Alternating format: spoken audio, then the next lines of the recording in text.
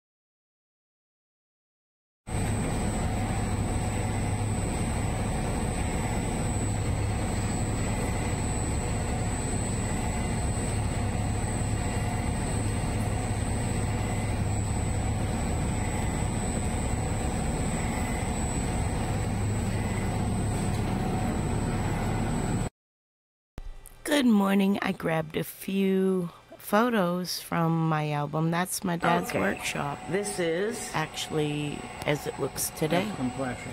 Compression. 100 pounds. Yeah. And this is rebound. Yeah.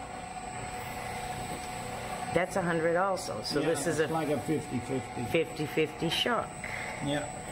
And the little valves, you can see the little hole that you were turning with the little Allen wrench. Yeah. And then this one here was the other adjustment. And that's the adjustment for the fluid in the compression. Compression side, yeah. And that one was the rebound adjustment. See, my dad made that chart. A shock dyno all by himself with gauges and the motor. Like, if you're just driving around the track and you're not up to speed or anything, this is about what the driver feels. The driver feels this and he feels that. See, that's got. As you know, shock dynos are thousands of dollars. But if you have a small town, local team, you can do something like this. They steer it back and forth and letting the scrubbing their tires to warm them up. Yeah. This is what you would normally see if you had some way of gauging it. Gauging the shock. How come that one dropped at a slower pace? Because it's not pushing it through as fast. I threw a bunch of photos and videos together, little shorts like this. Yeah, when you go way down, it's very little going. My life from the last few years. This is actually this spring. It really changes. And that's barely moving now. It's going to be super random. That's all the force you got when you say when you go to put that shock on. It's a good intro. you can easily compress it to put it on the car. Yeah, yeah. It's just when it's under quick You're right. response. Yeah. Very interesting. Yeah. That blue metal thing in the background actually was Smokey Yunick's shock compressor. I'm in that picture in the front on the left on the bottom. I'm about 12. This is going to where they put this stone marker. That's where Smokey Yunick's famous shop was located. You can kind of see a little bit of the driveway, a little bit of the slab left. But they put this really beautiful stone marker there 2 years ago right there. And I stopped many times and just take my picture with it. This was this fall. The Denting car my dad worked on in '93, of course. Painting I painted for Huffman. I'm a race fan there. It's Dad and I at Thanksgiving, I think. It's my little studio. This is what I deal with. Dad and I at the Smokey Yunick dedication of that stone marker.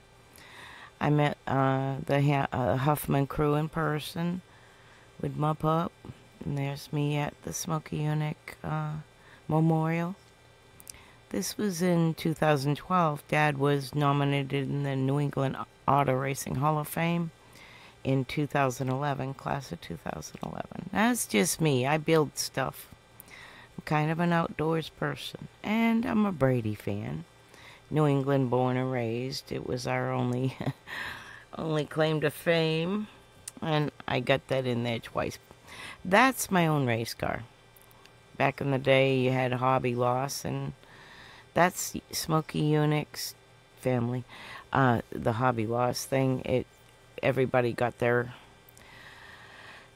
chance to have the ownership of the car. This is my dad talking with one of the race reporters from Racing History.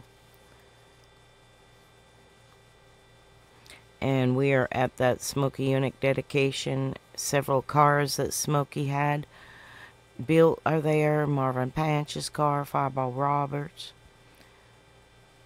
It was a pretty good little turnout for the locals in Daytona that get into racing. And Smokey's family attended, so that was really cool.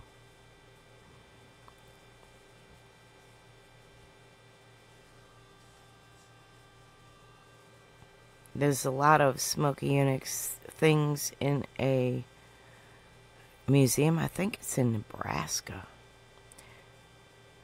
This is actually Ryan Priest's grandfather, Ronnie Bouchard, and the owner of M&H Tire. That's my High Rock Vodka throwback. That's when Dad worked with the Kleenex car. I've got to go through the 98 races soon and find out what bumper that is. There's Dad talking to Dale at Watkins Glen. He said he was sitting there and he asked Dale to come over. That's me playing with bees. I have a very extreme life. That's me at New Hampshire. That's me at Daytona. And I'm with the other scores for Joe Gibbs. It's one of my banners I picked up in town. I'm a huge dog whisperer. Dad and his Smokey Yunick apron. Dad and his sister and me and my sister eating at the beach is Greg Sachs, Steve Bird, and Herbie Simpson. There's Bill, and that is Bugsy Stevens. That's the 75 when they came for a tour. This is me just being stupid. This is New Smyrna Speedway, taken by my sister on Panorama. That's my puppy dog and me, my best friend. It's my dad and my son in the Randy LaJoy shop. That is another picture of Dale Sr. at the Glen. This is like pictures of our family. My mom ran marathons with her family. That's me when I was ultra large, but I have lost weight since. It's my dad in his first little motorized item. There's me in the middle underneath Dad. There's Dad's car, the 47. That was Dingman Brothers' little stint in NASCAR from IMSA. This car here was built in my family shop. This one here is Old Blue. Dad won with Ronnie in an exhibition race. That's Stafford Speedway. A friend of mine sent me that a couple years ago. That's my first race car that I remember, and it was built in that shop. That's how it looks today. And there's me and my little puppies. My sister's puppies are my babies too. There's Daytona. We have to drive down there every now and then for some appointments. And we get to look at that when we go down about once a month. Bill France Boulevard and the tunnel in the background. A little section of a book that was written. My dad signed his chapter. Of course, I play with bees for fun. And the artist in me makes me decorate these hives in crazy ways. So while Dad's racing, I'm basically beekeeping. After I got out of racing in '97, I started doing this, mushing, voice calling huskies. That's our original crew from the New England Modifieds in the 90s. That was a picture taken after this dinner. The man that raced this team, his dad was one of my father's first drivers in the 60s. He won a championship in 65. These are my hives. I like to paint them pretty. That's the bus from The Who. Who Are You, Bus? This is my son's cousin. He was a Caruso, another famous racing team. This is Dad in '93. And me on pit road at New Hampshire. My son's sim. That's what it kind of looks like. My dad had a hand in reviving that car. He built the shocks. This was our second race shop, I guess. And that car went to Stafford and finished third. That was me in 2011. Dad built this car in the mid-70s. And that's Melling Spam. I worked for them in '96. This is where me and my puppy hung out. This is called Winston. That's my Stella. Loves the mill. I asked her if she wants to move back to the mill, and she was so happy. I may look into it again.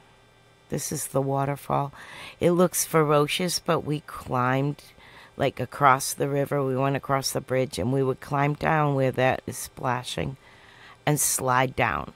It really looks treacherous, but it's really, really not. And my computer's having a brain fart. I don't know why. So herons standing in the water. See, the water is really shallow. That's my Stella. She's amazing. And this was Stella as a baby. And she is so cool. Go swim. My favorite babe. I took her to the beach yesterday. I didn't put that video on here. After this video, I'm going to play New Hampshire.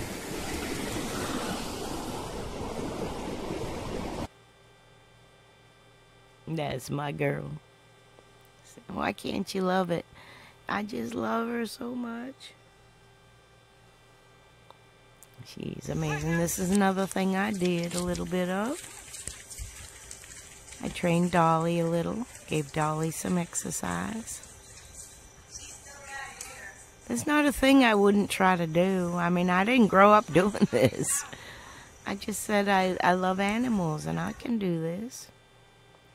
That's Dolly, your little Shetland pony.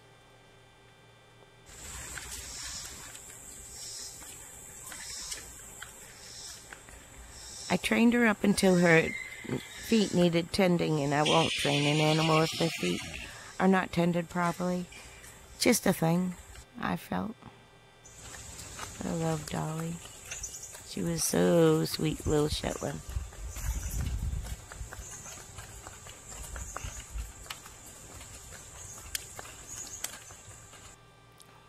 So it's a little kind of peek into what Miss T did in her life. My computer is having a little bit of a hiccup, so we'll see how it does.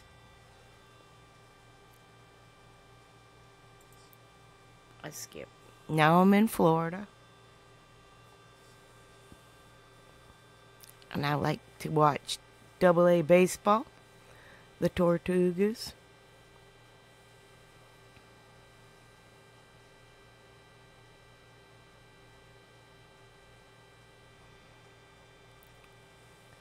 Shed Long, he's one of my favorites. I think he ended up getting hurt when he went to the majors. He's a good coach, though. He's got a good mindset. This is Volusia Speedway. We help some dirt teams. I tell you what, you gotta watch that 67. Here it certainly has served notice back in 2016. Once, and of course, made the feature events. A couple of them during the Winter National season.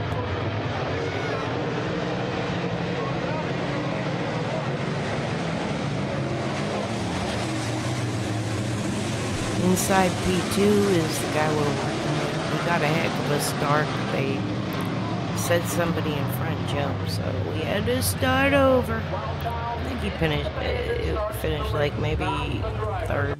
Come on, pass by, go, go. I raced a Good team of puppies, Huskies go, go. at one time back in the early 2000s. Good girls, go, go, pass by. Good girls, go, go. My mom was helping me walk the babies. They were learning their voice commands. Ha! Good girls, good girls. Good girls. When you see the four-wheeler, it's all these little guys pulling it. Actually, they're not pulling the four-wheeler. I'm trailing behind them Line out, Cove. in third at their All right, speed. whoa. Line out, And we were Covey. teaching them to go ha for left and G for onward and go and easy and whoa and like all the whole, stop. Easy, hike, hike. Good And girls. that white little girl up front there, Neary, and the other girl beside her, Puppies, that's the Kayla, puppies. they were There they superior. are. And they ended up going to a mushing team on the coast of North Carolina, Okay. out by the beach. Ha! Ha! Ha! Ha! Hike! Hike! Line out! Come on, hike! Line out! Mushing! Go, go! Hike! Good dogs! Good dogs! Good dogs! Look at you! No, no! Hike! Hike! My mom walking Peter and Woohoo! I believe her name was Good dogs! Peter, Good girl, Cooey! and Good girl, she come was a on little up. girl that ended up going to a Okay, family out whoa. in the West Coast. I want to say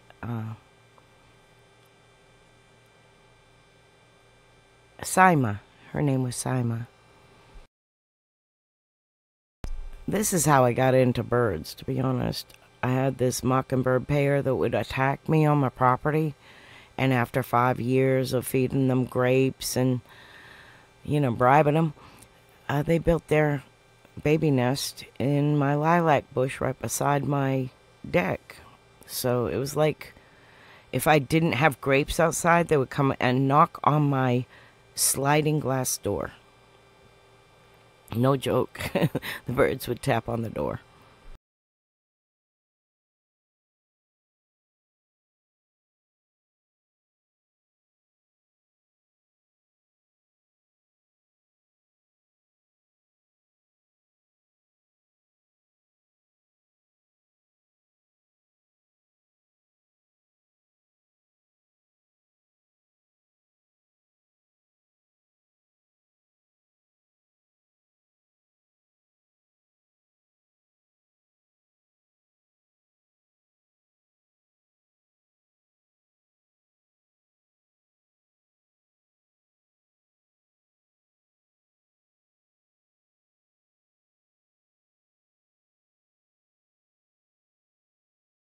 I ain't gonna wait. Let's skip ahead.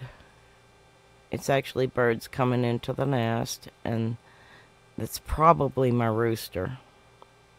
It's Ricky Roo. He was learning to crow.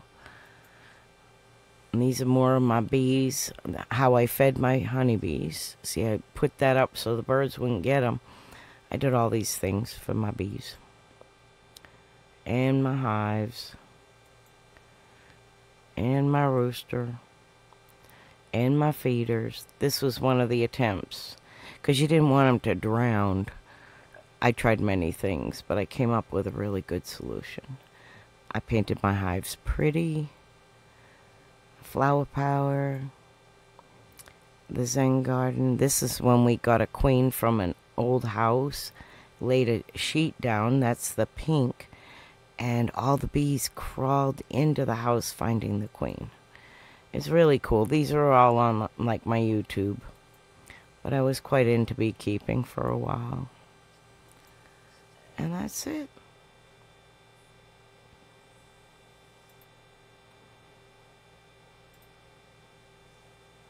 And I will bring back up. I didn't close the whole thing, did I? I think I did. Leave it. It's coming. We have New Hampshire. Let's see.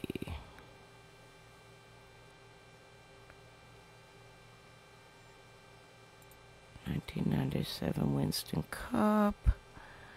Austin LaPlante full playlist. This is who I use for almost all my research. It's Austin LaPlante on YouTube. He has almost every race by date, by order, by class. But we're almost at the end of 97. Don't get dizzy. I'm scrolling. Look away if you got seizure issues. Let me see. Right here. Napa qualifying.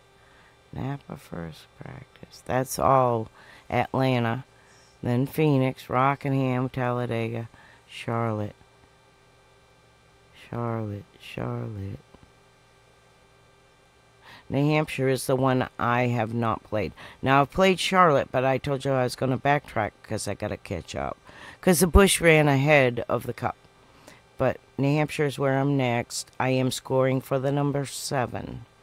So, I haven't watched this in a while. Michael McIntyre is the channel. Let's see there. And I started watching it already, and it's really loud. It's really freaking loud. If it gets to be too much, let me know. The following is a special presentation of TNN Motorsports.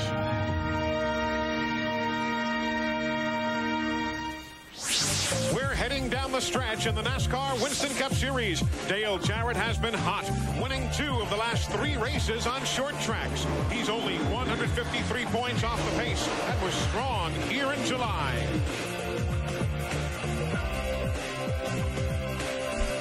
Mark Martin is also a man to watch down the stretch. He's well within reach, just 97 points out. He's won 3 times at 97 and has 4 top 5s at Loudon. It was $1 million win that propelled Jeff Gordon to the top of the points, and he too is a former New Hampshire winner. The championship battle heats up next.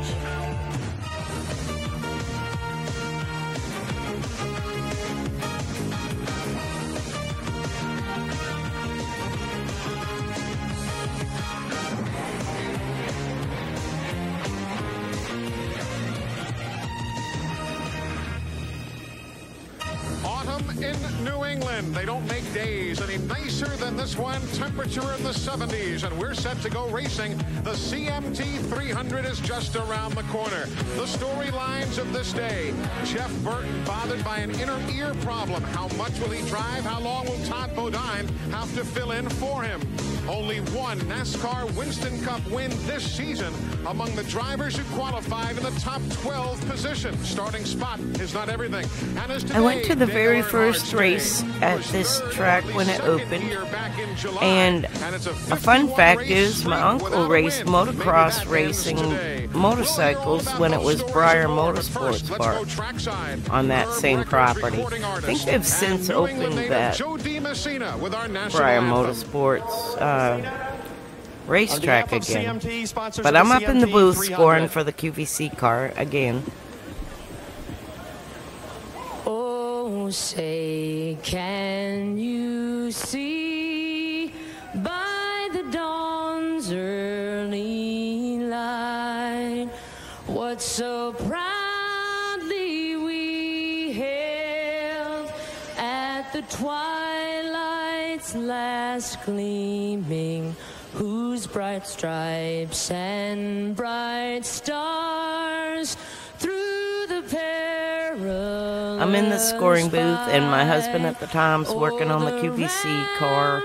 He is the transport driver, and he doesn't go over the wall anymore, but he is like feeding tires and shit from back behind the wall. The bombs bursting in air gave proof through the night that our flag was still there. Steve Meal. Oh, say does that star-spangled banner yet wave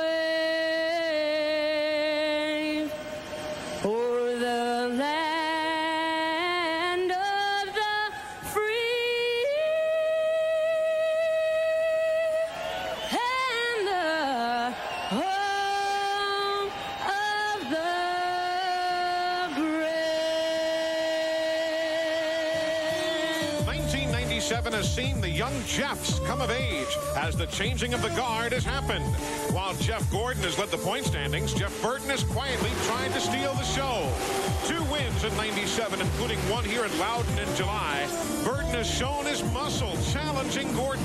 But today will be a different story for the upstart from South Boston, Virginia.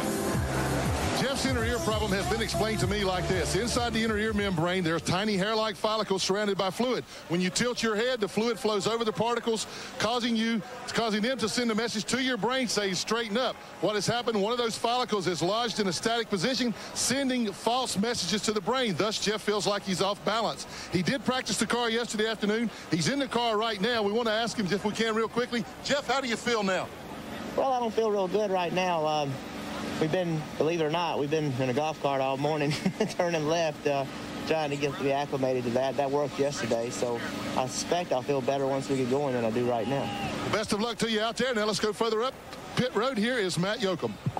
Well, Glenn, qualifying is always a crapshoot, a roll of the dice. And it happened here this weekend. Intermittent cloud cover and a new track sealer shook up the top 25 in qualifying. Inside the top 12, only one driver, John Andretti, has scored a win in 1997. Ahead, a host of drivers who look to end long winless streaks. Yesterday, and he said he wasn't at like New Hampshire, but he did go to Phoenix, which is coming up in the next race. On the front row, Bobby Hamilton. His drought has reached 11 months. But on the pole for the second straight trip to New Hampshire is the Skull Bandit, Kenny Schrader. 194 starts since he last visited Victory Lane. He hopes to find magic today on the Magic Mile and spray the winner's champagne. But farther back in the field are a host of others, like the Man in Black, and Steve Burns is with them. Boy, Matt, you are so right. There are drivers hungry for victory. There are 7 drivers who won last year who have yet to win this year. Big names, names like Geoff Bodine, Bobby Labonte, 1996 champion, Terry Labonte, Sterling Marlin, Bobby Hamilton. Hey, how about Bill Elliott here in the 94? He hasn't won since September of 1994. But the victory drought, the winless streak that everyone's talking about is, as Eli Gold said earlier, the Man in Black, Dale Earnhardt. It's been 51 races since he won, but here in July, He finished second. Eli Gold. Steve, thank you very much, and welcome to New Hampshire, everybody. Glad you're with us on this busy Motorsports Day on TNN. Buddy Baker, one thing is for sure, starting spot, at least historically, hasn't meant everything here in New Hampshire. There's a bunch of big guys back in the back that we expect to be up front in qualifying. Starting 4 out of the 5 past winners here are starting 33rd or further back. Let me give you a for instance. Ricky Rudd is starting 37th, Rusty Wallace 33rd, Jeff Burton starting 37th, and Ernie Irvin starting 40th. They better hope starting back that they can get to the front without having any problems. Of course, the other winner here, Jeff Gordon, is starting in 13th, and Dick Berggren, a native New Englander. Nice to be up in your part of the country here for a second time. Oh, it sure is. This is the very first time ever that New Hampshire has had a second event. Start Your Engine command just came off. First time ever for a second event here at New Hampshire. Every ticket was sold for this race months and months ago. Why not? A record purse, almost $2.2 million. Fans have been filing into this place since well before dawn this morning. How the cool fired up. is We're Jackie fired up too. It ought to be a great one today, Eli. Should be a great race here. A lot If coming you your way watched on my TNN last Motorsports. broadcast We're here in New of a Hampshire. little bit The of drag a racers are in Reading, Pennsylvania, and it's all coming your way. refresher on Here on TNN Watkins Glen Motorsports. and We're the coming right history. back. Jackie Stewart was such a character. Man, we've gotten characters back in racing. I know y'all get on several guys like Carson Hocevar is one of my favorite characters. I mean, just gotta like the guy above all. And then, like anybody to that level, they're talented. I mean, shit happens. You know how it is. Racing's not easy. And race cars wreck. And racing has to be fun. That's the biggest thing. It was so friggin' fun back then. Here at New Hampshire International Speedway. Kenny Schrader, And who it won got the Busch Bowl here so in July. business Bobby Hamilton, who and started third a so week ago. cutthroat and Brett pointing Bodine fingers, and and Mike it's still Skinner. that He's the way. leading rookie. It'll get better. John Andretti with a win this Gotta season. get that Ricky new Craig, he's won 3 appreciation, you times in know. Busch and Busch North Series In racing anything, here in the New pay to Hampshire. play That started cannot the buy year a for career. It'll buy you a Wally race, it'll Diamondback buy you a has started season, this but racetrack. the paying to play won't buy you a career. It won't buy you a championship, you know. So things will level out again. Back here it was like, if you were a great driver, you got paid to drive. You didn't have to bring sponsors. Then when it started twisting over, about this time actually, it started twisting over to pay to play. And you saw the demise of the sport. It's struggling now. If sponsors pull out, NASCAR is hosed. Like beyond hosed, because they own everything, which was plus for them for a while. But I really, I do know one thing. Backyard race car drivers building their cars in their backyard shops will make a new rise. So, race for fun. That matters most. Bradbury of Alabama and Dave Marcus back after missing 6 races. Rusty Wallace won here in '93, and his brother. My dad is working off and on with the Square D car. He said he was not at New Hampshire though when I asked him yesterday. He is though in real life going to be on a racing radio show, Legends of Racing Radio, sometime in September, and I'll update you when I know more facts. Robert Presley, Terry Labonte, they round out the starting field as we now get the 1-to-go signal. Of course, I'll be there in person, and I'll try to stream as much as I can. 25 AutoZone stores across America. AutoZone, the best parts in auto parts, and there you see the numbers pertaining to today's event. 300 laps, 317.4 miles. Mark Martin carrying cameras for us today from middle of the field, starting 17th. Mike Skinner will do likewise in the Lowe's machine.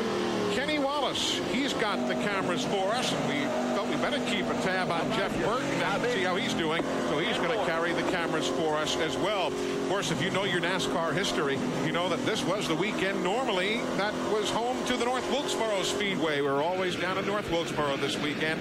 And as a result of that, sound-wise, audio-wise, race car-wise, super freaking loud on this. And if it gets to be too much, I might have to skip. But the man behind the North Wilkesboro Speedway for all of its years, and everybody here. Of course, the Bear family, 50% owners. I met Bob Bear as a child, well, in my teens. He was always like in the pit area and always running around, and I knew who he was. But you don't introduce your 13-year-old daughter to some track owner. So I just knew who he was. Let's sit back and watch it together.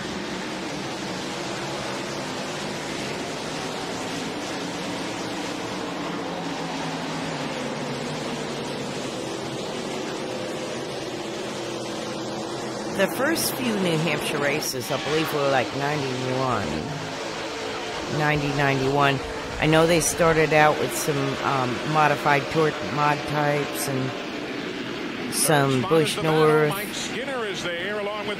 Bob Bear owned Oxford Plains Speedway, and that's where I met him initially.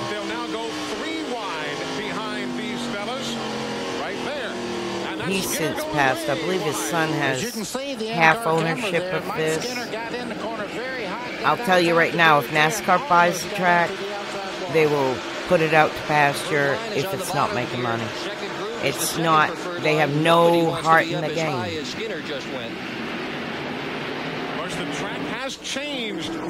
It's all about money and which track in the area makes more money. That's why we've not been able to race at Nazareth. We've lost Nazareth to Pocono. It can only be sold for agricultural, can't be used as a racetrack anymore. It's like a huge backstab to the Andretti family, the Penske family, everybody that built that track. It had its purpose in motorsports. When Indy got too out of control, they went on their own, and that was one of the tracks. So I think it's extremely important in the history of motorsports to keep Nazareth. Everyone says it's too far gone. I mean, a chainsaw and pull some weeds. I volunteer. Tell Cletus that's the next one to buy. If you look at the old Nazareth pictures, it's not a track like it. It's amazing. That we told you about when we were here in July. You can see right there, John Andretti in the 98 goes right by Bobby Hamilton. If you get on the outside, you just give up spots. Right now, you can't run fast on the outside part of the racetrack. There's Rick Mass. There's where Ken Schrader is backslid to now. That is 6 spots. Lake Speed moving nicely now. He's in 9th spot in the number 9. That red machine hugging the inside groove. There's Lake right there. Right behind, Bill Elliott challenging Bobby Labonte for a spot. I'm in the booth scoring the number 7. That green car, if you saw those pictures with me with Lori, Lori scored for him. She was his scorer on the weekend and J.D. Gibbs' assistant during the week. Setup there, it didn't work. He's back to something much more conventional for today's race. Let's take a look at Geoff Gordon coming off the 4th turn there and heading down the straightaway. You can see he's got great acceleration off turn 4. That car has been a rocket ship down the straightaway all weekend.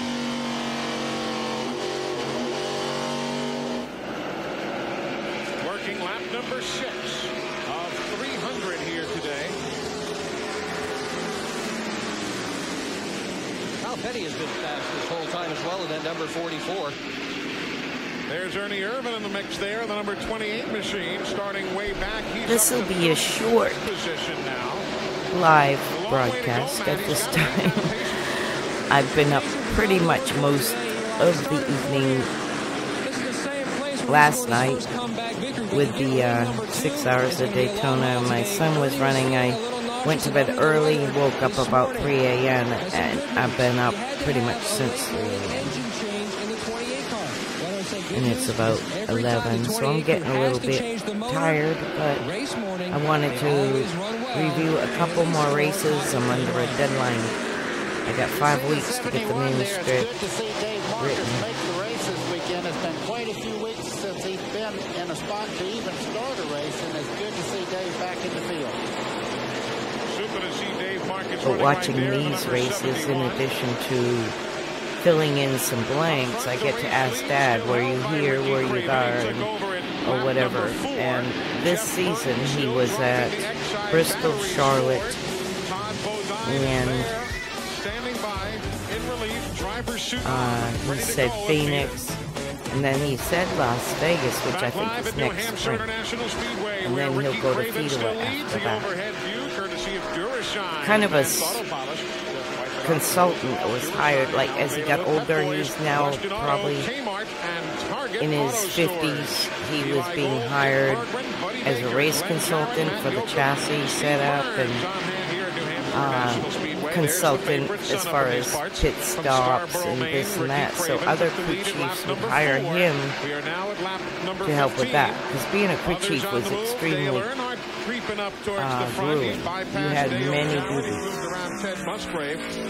purchasing and crew and race day and hiring. I mean, the whole gambit back then. But as he got older, he was more consulting for his expertise in the chassis setup, shock configuration, and stuff. Very many caution flags, only 2 here in July, and 2 of the 5 Winston Cup races that had been run here before only had 6. So if you're going to pass cars here in New Hampshire, chances are you're going to have to pass them on the racetrack more than you're going to have to pass them in the pits. Short pitting, though, certainly could be the way to go. Especially for all those big guns that started in the back of the pack, and several of them have already talked about the possibility of not pitting at all. Understanding the concept of short pitting is you time your car, you time the leader. You time your car, you time the leader. And if you're falling off bad enough that a pit stop is kind of like a Hail Mary where you have fresher tires for about 7 laps, and it's really only gain about 7 laps. So if you gain 7 laps at a half a second each, that's 3.5 seconds on the track. You gain them at a second a lap, it's 7 seconds on the track, which is a big amount. But you have to count on not a caution coming out.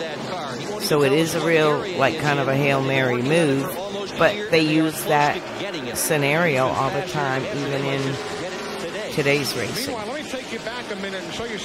How much can you gain? How much can you lose? And it's all math. Right there, hard on the binders. Kyle running in 11th spot. That was brake smoke you saw there. Geoff Bodine better go pretty hard for a little while. I would think Petty wouldn't be pleased with that. He got into it just getting into turn 3 over there. Petty had to get on the brakes very hard to keep him hitting the wall. Now here's what happened to Mark Martin a minute or so ago. I don't know if you guys even saw this up here. He and Robbie Gordon together. Yeah, look at Jimmy Spencer. He almost got in the back of both of them. Jimmy's a good job. You see, it's a checkup. Usually your sponsor, not your sponsor, your spotter up in the tower will say, checking up 3 ahead, something like that. So your mind is, as the driver is already thinking, get to the gas pedal. It kind of shortens that reaction time. That's what the best spotters do, is let them see what they cannot see themselves. You can see damage on Jimmy Spencer's car there was to actually open as much front end opening as you have to have on these cars to cool the brakes and everything. You lose a lot of downforce, so they have a tendency to push coming off the corner. Very difficult to get these cars where they really work well. Strong brake track for sure. Long straightaways, and the drivers really have to get on the binders at the end of those straightaways. Let's point now, next time they come through, buddy, and we'll look at those extra openings. You see Hut Strickland there battling, looking back there towards Spencer's car. Okay, you see Spencer's car right there. They have openings on both sides there. On Major Speedway, they don't have those. They also have this part open. On Major Speedway, that's closed down, giving downforce, making the front end stick a lot better. Here, you need to cool the brakes or you go right straight in the wall. So you have to have a lot of brakes, too. We're 22 laps complete. Just underway in the CMT 300. Meanwhile, keeping tabs on the 99 machine, that's Jeff Burton trying to work inside of Chad Little. Again, Jeff Burton bothered by the inner ear problem we've talked about. Glenn, you talked in greater detail in the pre-race. What's he saying on the radio? Well, Eli really hasn't said a whole lot, except he didn't say anything for about the first 10, 12 laps. Then he came on and he said, the car's tight. We need to adjust the track bar. So he's already directing these guys. So far, so good. We've been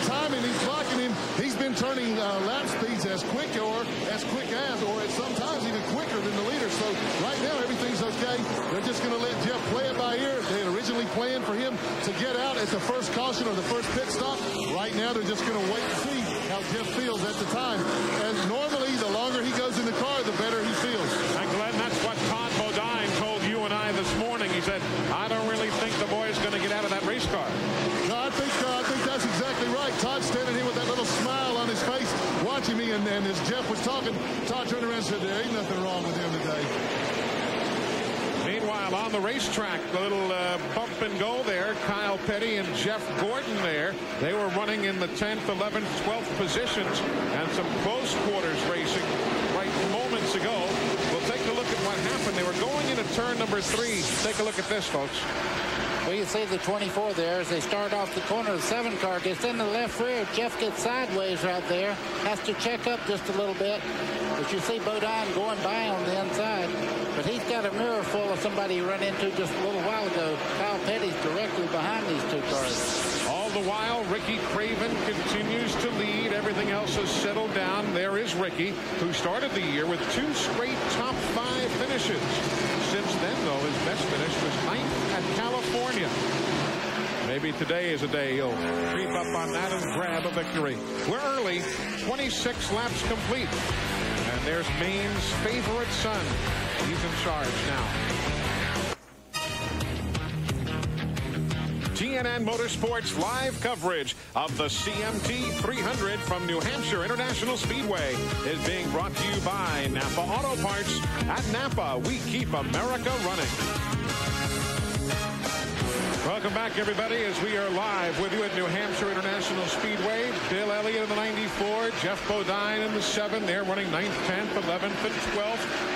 A lot of activities going on here in the early stages. Caution-free thus far. Not because a couple of guys haven't tried, but there just haven't been any cautions thus far.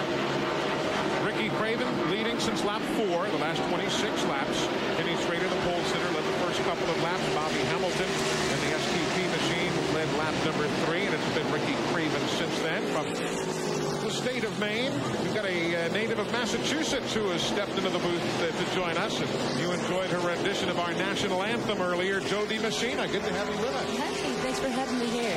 That was a wonderful rendition of the anthem. And in light of how well you did entertaining us, I think it's only fitting now that Buddy Baker reciprocates. And here's Buddy with his version of Heads, Carolina, Tails, California.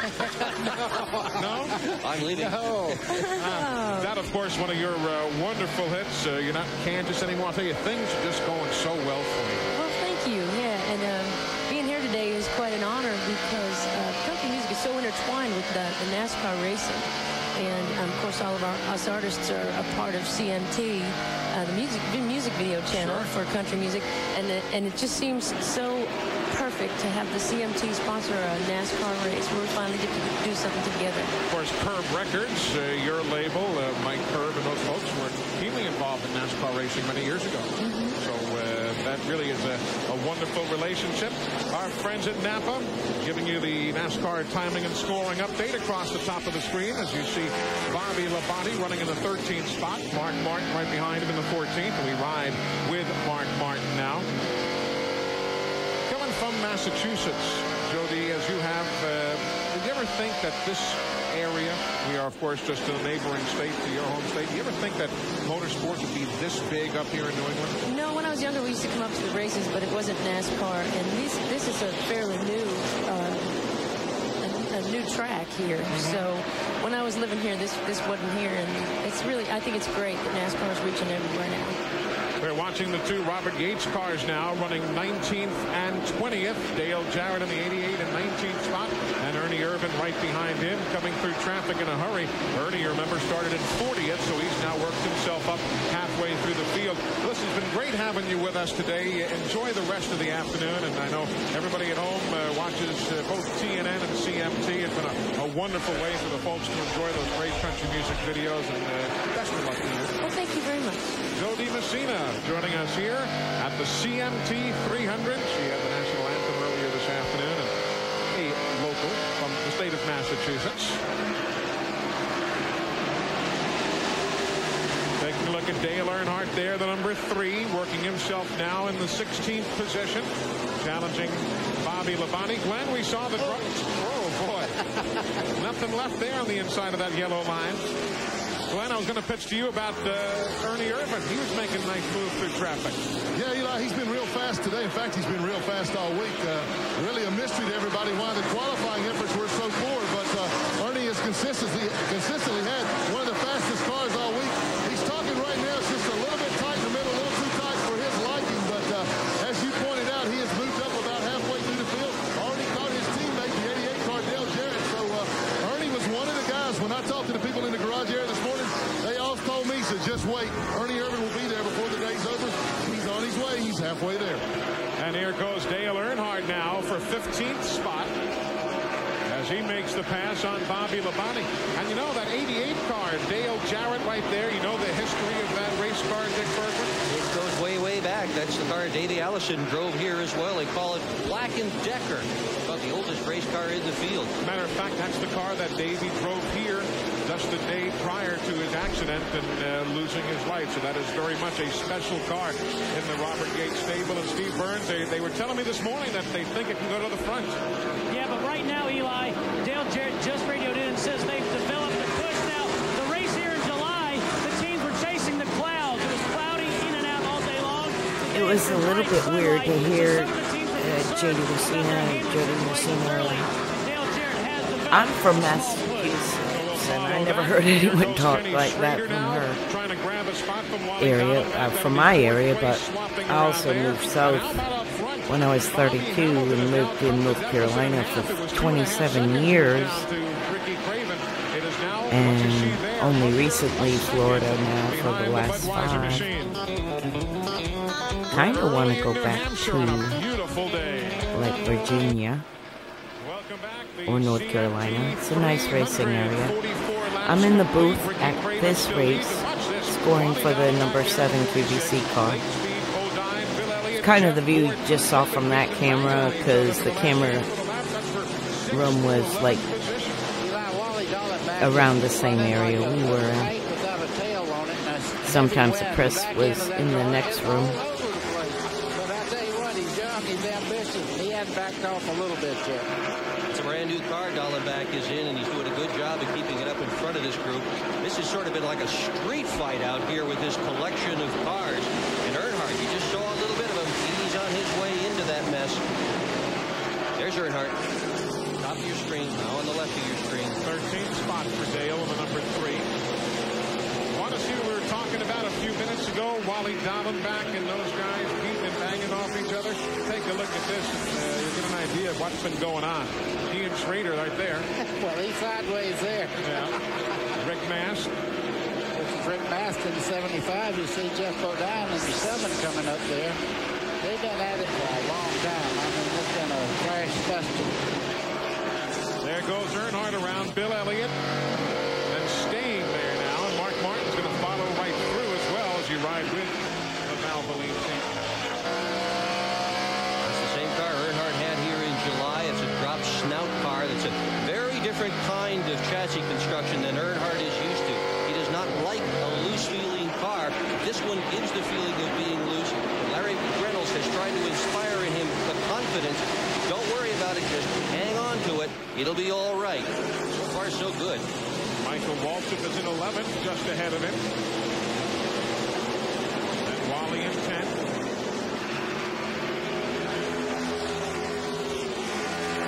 Finished second here 3 times. Twice in Winston Cup competition. Once in Grand National competition. Yeah, that great race with he and Joe Nemechek. That was something. Could have taken it out. Could have taken Nemechek out and didn't. He was an absolute gentleman. Nemechek won the race. Earnhardt was second. I talked to Richard Childress just before the race today, and he says, if you take 75 laps without problems, we have the car to beat. Meanwhile, for the last 45 laps, Ricky Craven has been the race leader. Here goes Mark Martin. Here comes the battle for the lead. Remember, we were showing you how Bobby Hamilton was closing in. To realize what this day means to Ricky Craven, understand this, that in the previous 7 races this year that he has led, Craven had led a grand total of 49 laps in all of those 7 races. He's already at that same number here today as Earnhardt and Martin go by Michael Waltrip. But Michael goes from 10th to 12th in that quick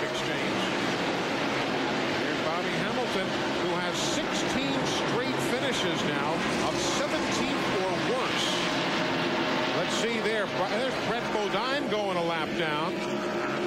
Interesting there because Brett started in third, Matt Yoakum, and all of a sudden in the span of 50 laps, he's a lap down. Eli, he has dropped all the way outside of the top 30. Last night in happy hour, he was a little bit loose. They changed the sway bar and a few other minor chassis adjustments, hoping that that will tighten him up. Obviously, it hasn't, and he's dropped a lap down. An interesting story about this car, though, we talked about the heritage of the 88 car. This car was actually for sale, had a for sale sign on it earlier in the year. They decided, hey, let's make this an R&D car. They cut off the snout, put a low snout, a drop snout on this, which helps you turn into the corner better. They said, let's try a few things on this car while it's a Thunderbird, because we don't want to do it when it's a new Taurus, because if it doesn't work, we've got to cut it all up. So they're using the rest of this season as an experimentation with a lot of different chassis points and measurements, because they've got about 8 races left to go, and use that as an R&D session. Meanwhile, there's Ricky Craven up front. Told you the 8th time he is leading this year, 8th different event. Meanwhile, let's take a look at what happened to Dale Jarrett and Wally Dallenbach on the backstretch. Ba-boom. And a ba-boom to you. Well, Dallenbach has had people at his door all day long. Did he feel abused or not? There you see Sterling Marlin in the 4. He is about to go a lap down. Sterling running in 38th position, being bypassed by the race leaders.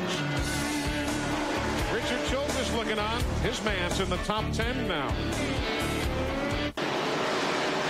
Back the CMT 300 still under green, lap 57. Ricky Craven still showing the way after taking the lead at lap number 4. He and Bobby Hamilton battling for the top spot as they put Jeff Green a lap down. Green running in 34th position.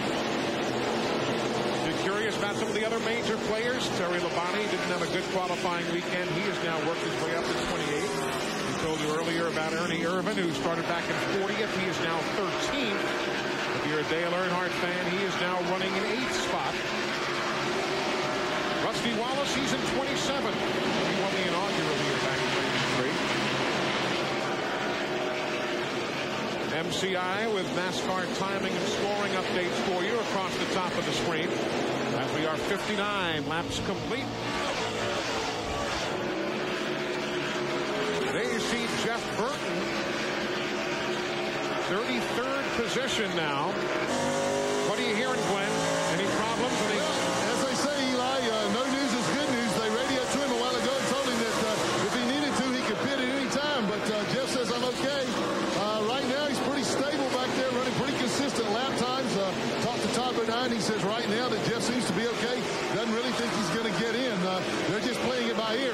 The first pit window that we should see should be somewhere around lap 85. That's kind of the ideal lap that they're shooting at. They might go a little further. They may stop a little sooner than that. The tires will be gone before then, but that's about when they're going to need fuel. They just told me here in Burton's pits that they would play it by the leader, that they'll probably pit under green whenever the leaders do. And if we use that 85 lap number as a general barometer, that's still about 24 laps from now. So a good bit of racing yet to go. If you're just joining us, Kenny Schrader, who was on the pole, led the first 2 laps. Bobby Hamilton led lap 3. Thinking back, I think the 7 that I was working with Bodine had quite a bit of experience at this track in the modifieds, because they were running modifieds in Busch North before they had to cut cars coming in. Well, he will vacate that car next year. He'll be gone. Is saving, however, at least one of his uniforms. The rest of if I remember right, one of the biggest problems with New Hampshire was getting the traffic in and out. It was something that I recall being extremely grueling. Money and new blood in his racing team. Matter of fact, in the 5 races since the new ownership, they have 2 top 5s and 3 top 10s. It's amazing what a new outlook on a team can be. Yeah, new engines under the hood as well. They've been trying to do their own motors and have had a lot of engine trouble. Now they've gone to the Pro motor, Peter Guild, and seems to be working very well with them. They will be with that engine package for the rest of this year and for all of next year. Eli, you can look at the 24 car of Gordon. He's extremely strong, right in that area. Center part of the corner, this car is really working well, but it hadn't been that long ago since Geoff Bodine got in the back of the 24 car coming off. Another thing that I don't think was taken into factor is the frost in New England goes like 4 feet in the ground. It causes huge frosting. So I believe the track had already had to been resurfaced a little bit. And makes it not as fun. Like when it first came out, it was great. And now we're 88 years into it, or 7 years in, and it's already having issues.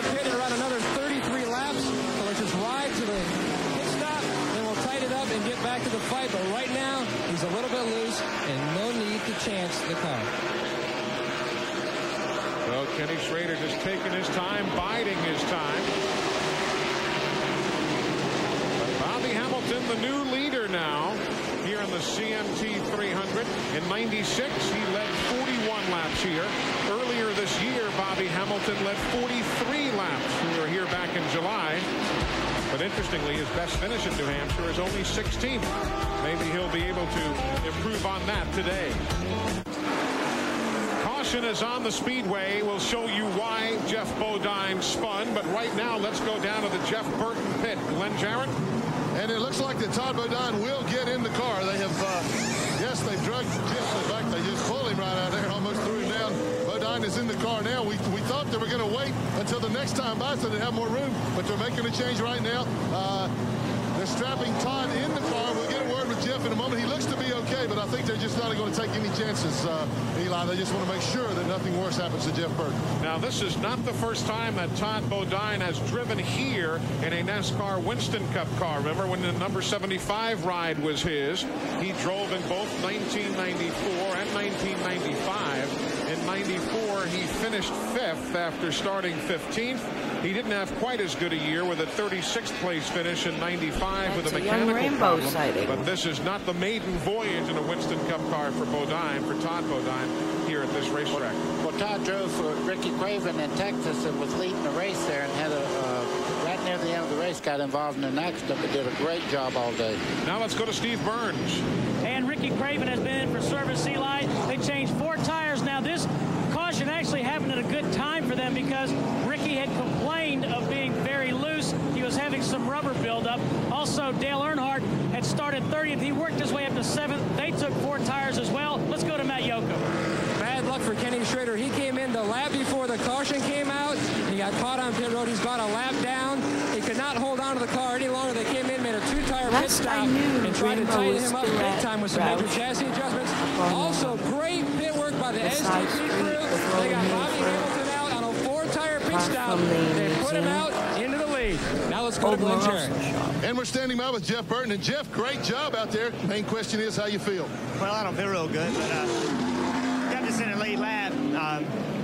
I'm only about 50%. Todd can do a way better job than I can do. So owe it to the sec side team and let somebody get in there that can drive it. Still pretty tough to crawl out of your car, though. Yeah, it is, but you know, this is a team deal, and there's times in this deal where you got to give up something you want to do to help the overall deal, and that's what we're going to do. He did a great job. I think he did far more than anybody thought. You could hear the emotion in his voice. He did not want to have to get out of that race car, but he knew it was the best thing. So he goes 68 laps. Now, why are we under caution? Let's take you back to lap number 67, Dick Berggren. Well, here we go. Geoff Bodine ahead of the number 24 of Jeff Gordon. And here we go. Looks to me like Geoff had a little more acceleration than the 7 car of Bodine as they started off the corner. Bodine goes around very lucky he didn't get hit by other cars going by. Nor did he make contact with the wall. Geoff Bodine was able to continue. But at that very second, Ken Schrader had already made his pit stop. And because even of that, scoring Kenny in the booth, like all the scorers don't give you players or nothing. If you're wondering. Like Marvin and Morris Metcalf. It is Marlin and your Morris source Metcalf. for all things country. Experience country.com. From race cars to country stars. Connect to country.com. www.country.com. That's where you'll find all of us and others around the internet. You you see just leaving pit road there, bottom of your screen, that's Todd Bodine. He's back in to make a little adjustment. Of course, it's tough when the seat and everything is for the other guy. Well, they say the seat pretty much fit both of them. The biggest problem that they had was the steering wheel. Right. But Bodines come back in again, try to get himself a little bit more comfortable in the car. The miracle here is they did that driver change without going down a lap. Bodine's job now, bring that car home in one piece, collect as many points as he possibly can for Burton, who entered this event 4th in points. This is not the time for heroics. Bring it home in one piece. Yeah, we both talked to him earlier in the garage area, and that was his big problem. He says, I want to go up. This car always runs up front, but he said, I know my job. That's to finish the race and get a lot of points.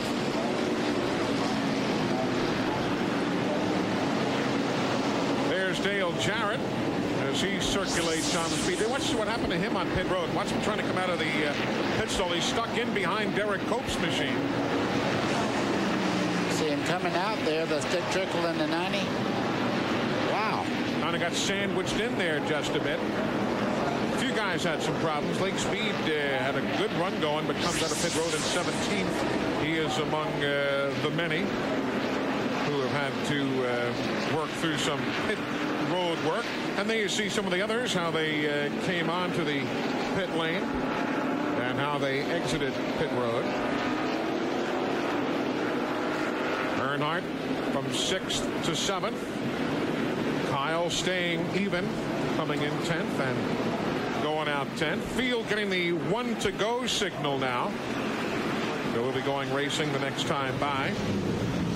Earnhardt and Rusty Wallace are both pitted toward the back end of pit road, which is something of a disadvantage here. They may have problems with that before the day is over, trying to get in and out as quickly as they might otherwise do so were they closer to the front.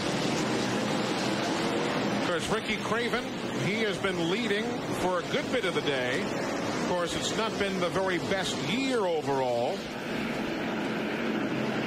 There you see some of the numbers. 12th at Michigan, Steve Burns, the best finish in the last 9 races for Ricky Craven. And Eli, the spirits are very high down here. Andy Graves, the crew chief, radioed and after the pit stop and said, hey, the first 50 laps were fun. Ricky Craven said, yeah, that's exactly how it's supposed to be. The reason is we just took a look at the tires, and they're in great shape. Let's get ready to drop the green flag.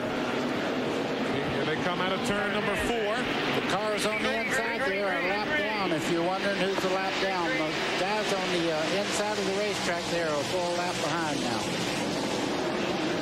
Kenny Schrader on the tail end of the lead lap. Once everybody made their stops. Let's see if he stays there or if Bobby Hamilton will again put him a lap down. Hamilton has done such a nice job today, but he's done a nice job at the beginning of a lot of events, and what they have really got to do today is do this good work all day long, still be there at the end of the race, running as well as they're running now. No driver announced yet for that car. In fact, they don't even have some guys that they'd like to put in a short list yet. So if you're a great race driver and want to go Winston Cup, just call Richard Petty. Get that resume in. Don't look at me. I don't want it. The 94 there, Bill Elliott, has moved up into 3rd place. You know, for the last little bit, these guys have really turned it around, Dick. And Mike Beam and all of them, you know, you just hit it right on the head. They've always had great motors, but now they're Green's back out. We're in the back. Game, and they're back where Bill used to be. No, he had, what, 6 top 10s in the last 7 races before that disappointment in Richmond, where he finished 30th. But he had the pole and led the most laps at Darlington. So, yeah, here in this last segment of races, outside of Richmond, things gone awfully well for Bill. Look at Ricky Craven take the lead back. He has this car hooked up. He has to be very, very proud because, as we have said, he's had a pretty dismal second half of the season. But right now, he's out front in front of his native up to P11, but it's 220 laps. This racetrack has a program of championship drivers, and Ricky Craven was the very first champion the Hampshire International Speedway ever had back in 1990. And he is a local boy. Lived in Concord for a while, which is right down the street from the Speedway. They all know him in this grandstand. Now you heard the fans react when he took the lead moments ago. Just one caution if you're tuning in along the way. Nobody in the garage area as of yet. One driver change. Todd Bodine is in for the ailing Geoff Burton. Otherwise, it is as they started back at 12:45 Eastern time today. Ernie Irvin, number 28, steady on the move. Geoff Gordon just in front of him. Ernie's had a fast car all day long. He started way back, but he has picked them off one by one. He'll be up near the front in just a few seconds. The way this car is running around the racetrack. Ernie's in 9th now, Glenn. Yeah, when they pitted that time, they made a couple of air pressure adjustments and a couple of rounds of adjustment on the rear track bar. The car was a little tight, as we told you earlier on. I tell you what, if it was tight, he was running like he was. If they ever get that thing right, the rest of the guys might as well pack up and go home. That is a rocket ship. Was Ernie a winner here a year ago? He's got an interesting race strategy. He says it can all boil down to just this one thing. How much time you on the gas. So his strategy about going into the turns is, if he's with somebody else, if it's a side-by-side deal, whenever the other guy backs off, Ernie backs off a little bit later. Here's Bobby Hamilton now. Back and forth they go. He's got the lead from Ricky Craven, making going into the corner at lap number 81. So 78, 79, and 80 led by Ricky Craven. And Bobby Hamilton puts the SPP Pontiac back in front of lap number 81. Right behind the front three, actually the front two, you see Rick Mast there at the 75. John Andretti just ahead of him. Bill Elliott, Mark Martin. I'll tell you, Rick Mast got to be tickled for him, Matt. Best qualifying effort of the year, and he's hanging right there in the top 5. They set out a goal earlier today, Eli. They wanted to do much better than they did last time they were here. They finished 28. They said today could be a really good run for us. He's running great now. The car was a tad tight off the corner, so they loosened him up just a little bit. And also about Bill Elliott, he's having a great run too. He only took on 2 tires. The 7 Bodine car seems to be running a little better like the last few weeks. This week they had just got a co-owner, Jim Matei, to sign on and took more of the financial pressure off of Bodine. And there was a lot of shake-ups in the ranks as far as who worked where. But I believe that the team stayed together for several more years with Barry. Maybe just.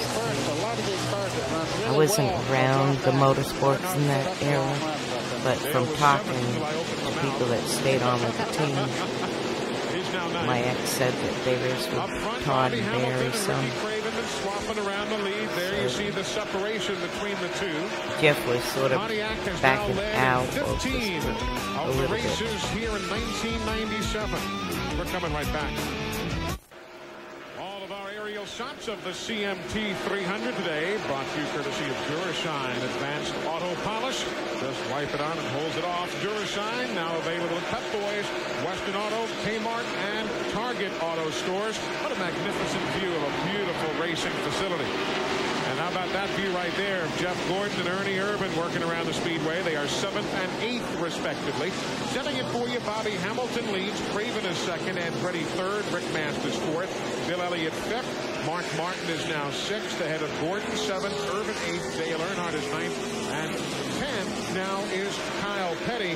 The pole sitter Kenny Schrader, he is not faring all that well right now as he is backslid. Even after his pit stop, he is backslid to 35th position.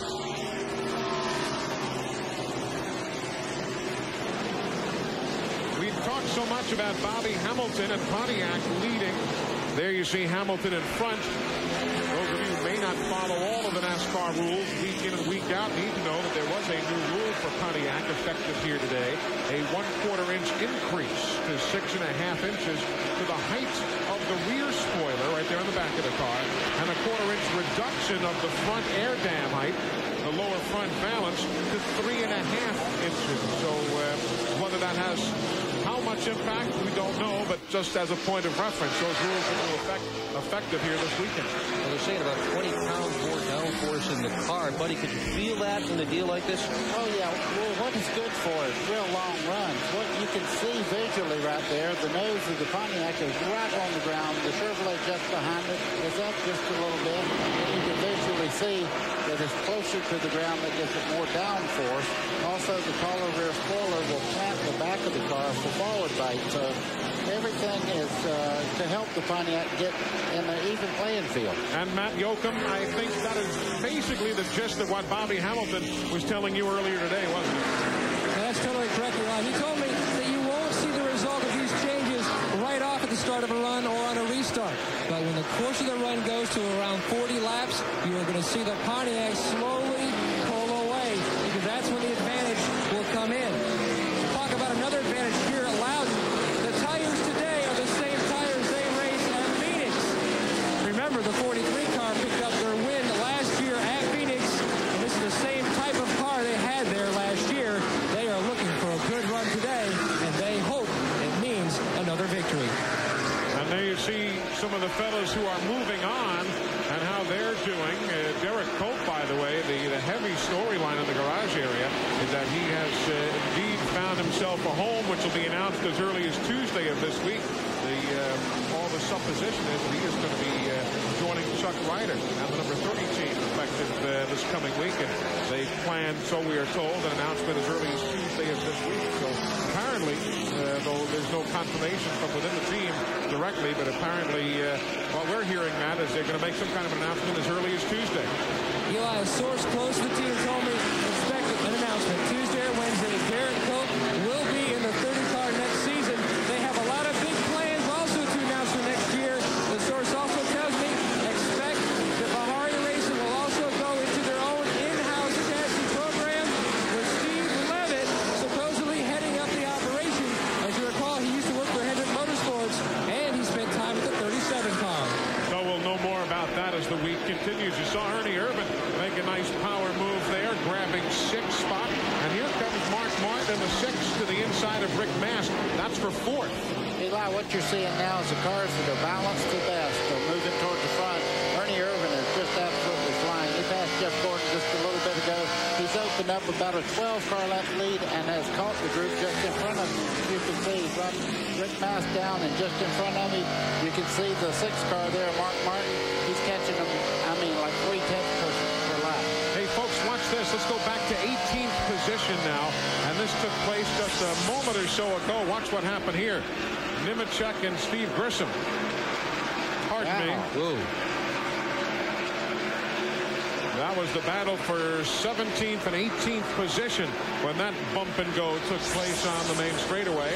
Meanwhile, Dale Earnhardt there has just gotten around Bill Elliott. So move Earnhardt up into 8th. Elliott back to 9th. Bill's lost a few spots here in the last handful of laps. As I was saying, you just can't believe when the tires start going away and the downforce is not, the balance in the car is not just right on this racetrack, how fast you can go to the rear. But Bobby Hamilton's not going to the rear. He took the lead for the 3rd time today at lap number 81.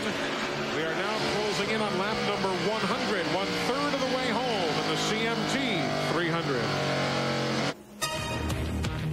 TNN Motorsports live coverage of the CMT 300 from New Hampshire is being brought to you by the more than 1,725 AutoZone stores across America. AutoZone, the best parts in auto parts.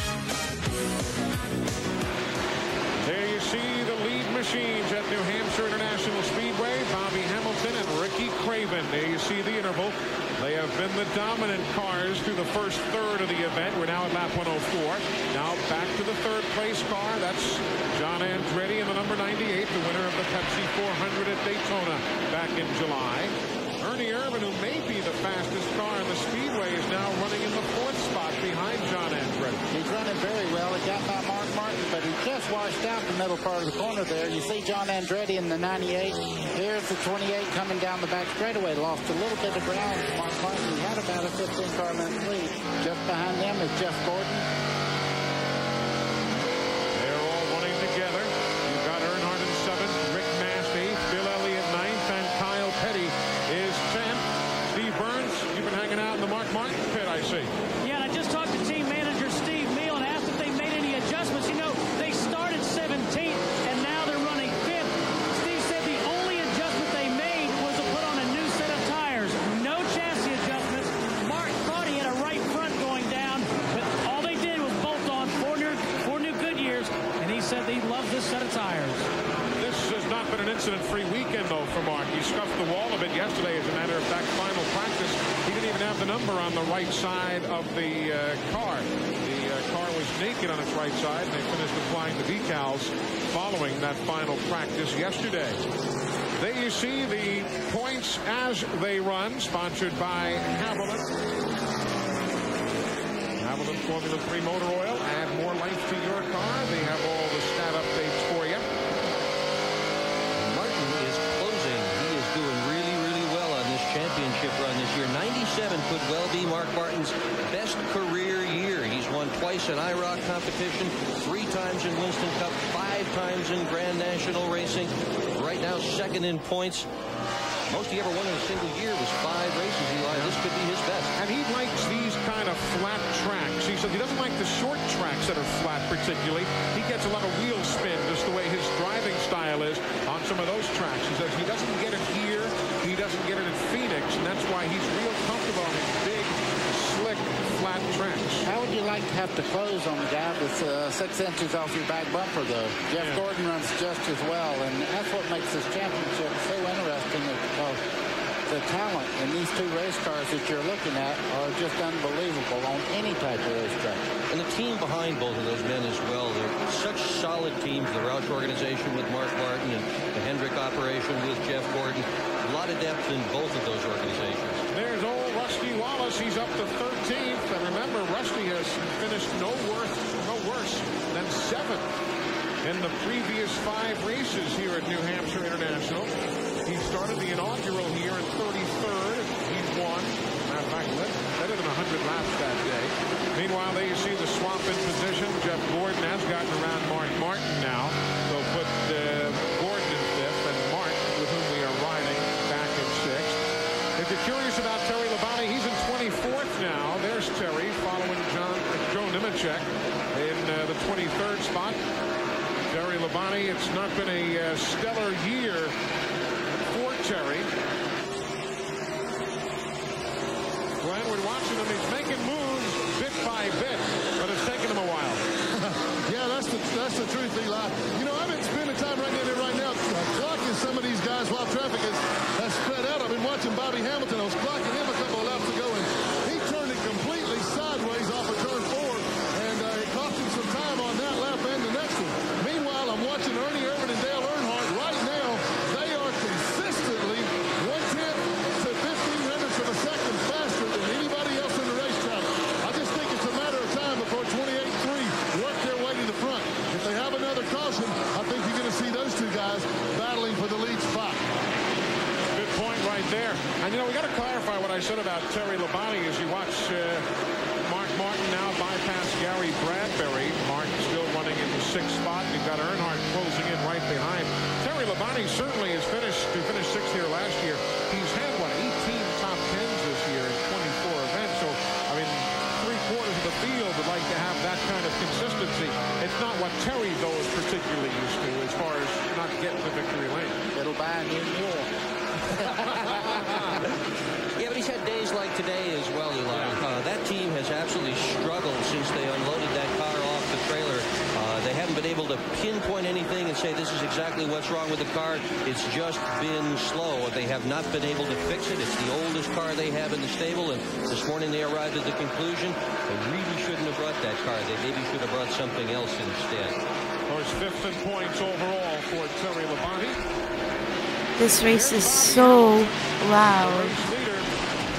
I'm going to skip a little bit. 33rd place machine. We're running 11.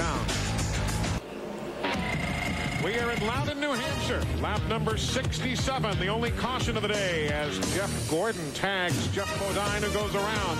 1 lap later under caution. Probably the Jeff ailing lifted. Jeff Burton is replaced by Tom Bodine. And at lap 81, Bobby Hamilton takes the lead for the 3rd time in the CMT 300. It's really developed over the last year and a half. It's wicked freaking loud, He's isn't never it? had a particularly strong finish here.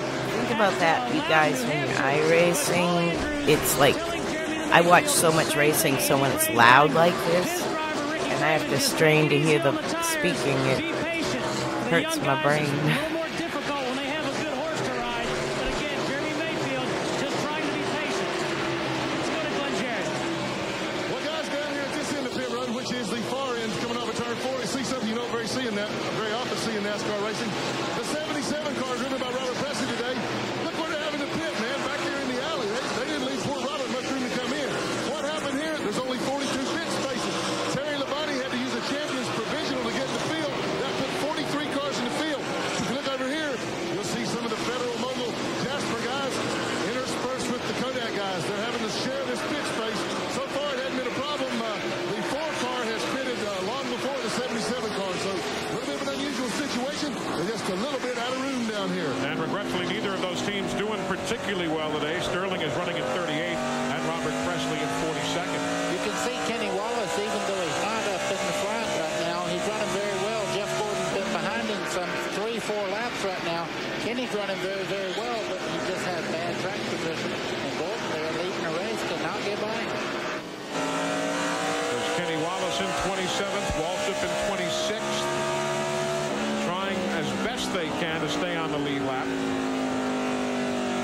Maybe their most important defensive maneuver of the whole day. Stay on the lead lap. Hope there's a caution flag before you get eaten alive here.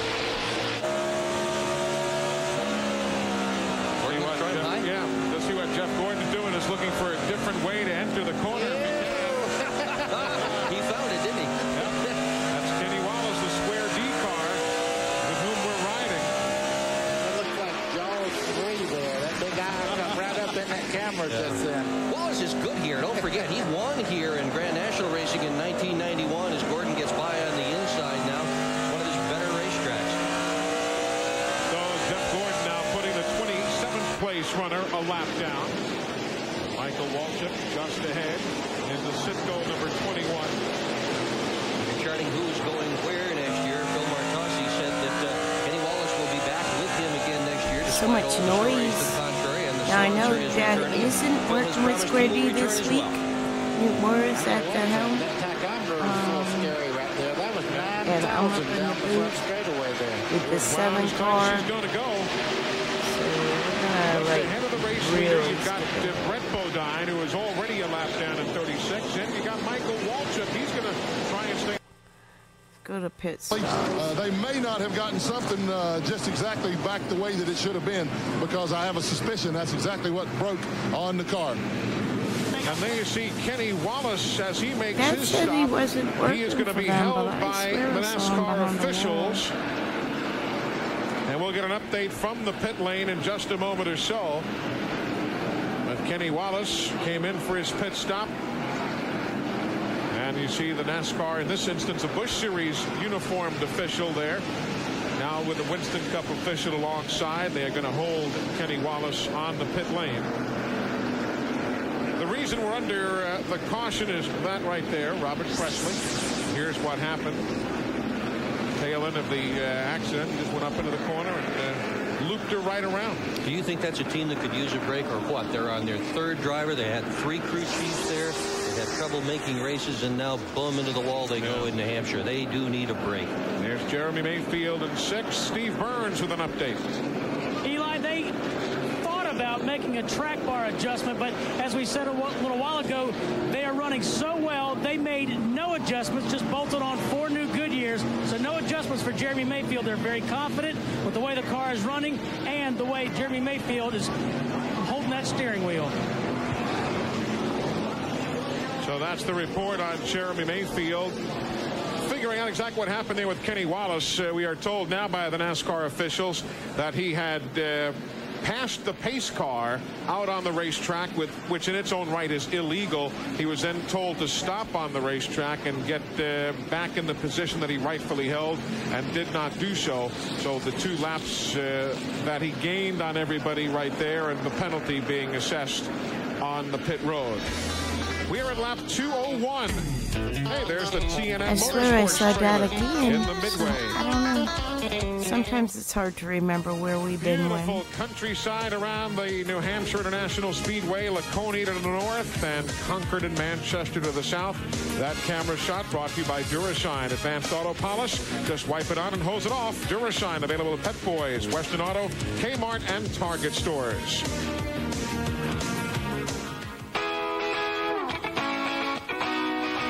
Another one one of the guys I ask for advice when I'm in the garage area, especially about what I'm going to do with my people and about where we're headed.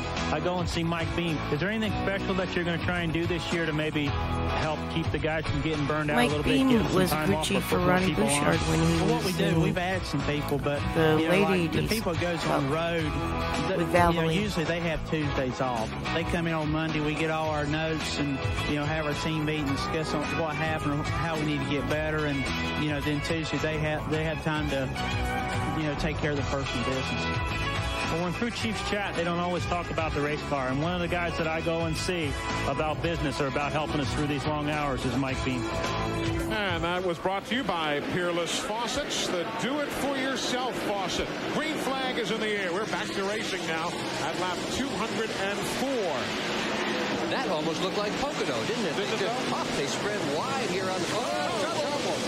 Skinner hangs on. The 37 there. Mayfield came through. And Skinner goes wide in the corner. You see him right up against the wall. Boy, if that had gone around, I would have stacked up half the field. Mike Skinner has a problem. You see him waving there to let everybody know he's off speed there and let them get by him. He's staying wide. You see everybody going by, and now Bobby Labonte last in line goes by, and Skinner's coming down the pit lane. He'll stop here at lap 207. Too bad for Mike Skinner. Had himself a decent run going. What's going on, Glenn? What are you hearing? As it came down, a lot of smoke in the right front stand. Looks like the right front tire is definitely flat. He cut it when he got up against the wall, ripping that debris. Meanwhile, looks like Craven, the leader, went wide. You see that? That's all it took. A half a car length, and bam, they went right by him. At least Gordon did. Yeah. Mark Martin would like to have gotten by him. Couldn't quite close in before the 25 got back down in that low lane, the preferred way around this racetrack. So Gordon now the leader. Craven led most recently from 200 to 206. Lap 207. Jeff Gordon takes over and begins to pull away. They had a great modified race here at this speedway yesterday. Oh, what's it? I'll tell you what, folks, if you can't get tickets for Sunday's Winston Cup race, come and watch the modifieds here at least once in your life. It was an absolutely spectacular show. Reggie Ruggiero from 37th spot. Yeah, a provisional. Yep, came on to win the event yesterday. Ted Christopher winning the Nascar Busch North Series race. He had a super run. Another good race, a real good race. That was a super good shot from inside of Mark Martin's car. You could see how fast he goes down that back straightaway. Good race here with Earnhardt, Bobby Hamilton. That's 7th and 8th spot, those two. You know what? Earnhardt has been in the thick of this thing all day long, and that is a change from a lot of the races he has run this year. He has run toward the front today, and that's what he has needed to do all year long. It's coming back together, at least here today. He said this morning, talking, that realistically here in July, when he finished second, he said realistically we had a 4th and 5th place race car, got a couple of breaks and finished second. So they're right in that general area again. Of course, Dale Jarrett right there in the mix now in the 88 car. I was just fixing to say, Dale Jarrett has made very little noise today, but he's been consistent, very fast, and he's right up there. He's in 6th. We are falling back. Not a good set of tires that time. Well, that's the Earnhardt of all, isn't it? He's feeling fine. Yeah, remember July, the 88 and 28, Jarrett and Irvin up front all day long until they both had engine problems. They found out what was wrong. They got that thing all fixed. The engines are just fine now.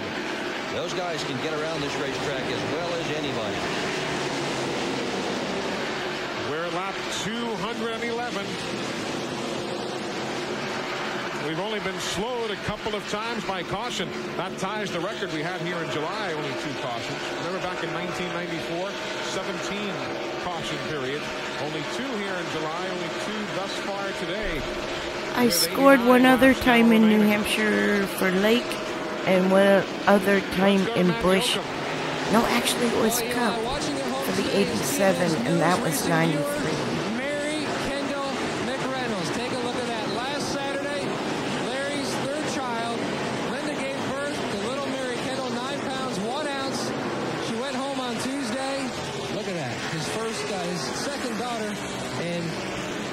His son Brandon's next nightmare. Now he's got 2 sisters to worry about. The boy, beautiful little daughter. And Larry's as proud as could be today. We're talking in the garage area. Same thing last week in Richmond. So very, very happy for the entire McReynolds family. Back up front, Jeff Gordon still showing the way. Ricky Craven is second. Irvin, Martin, and Mayfield. That's your top 5. We're coming right back. CMT 300 is live here at New Hampshire International Speedway. A magnificent day. We're about 2 weeks early for the colors to start changing on all those trees. Fall foliage time. About 2 weeks away, but you do want a nicer day than we've had. Gordon is saying, I'm sure, right now. You see Ernie Irvin now in second. He has gotten around Ricky Craven to grab the spot. Now those guys can get around this racetrack as well as anybody. Daughter, and of course his son Brandon's next nightmare. Now he's got 2 sisters to worry about. The boy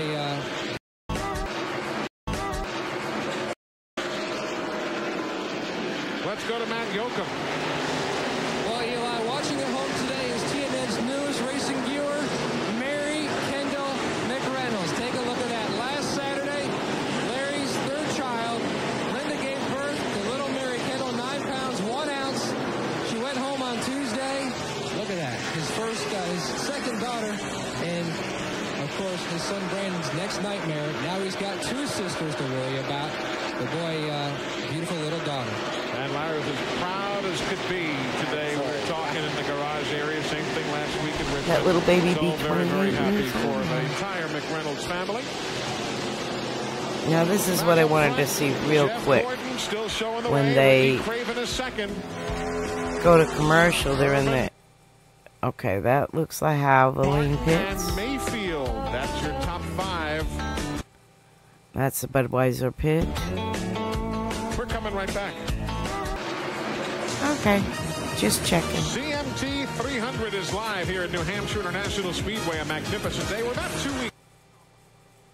He's going to do everything. I talked to him yesterday. He said, I'm going to do everything About 75 to go. every race to get to the end of the year. Only 3 top 5 finishes this year. He won at Michigan, you remember.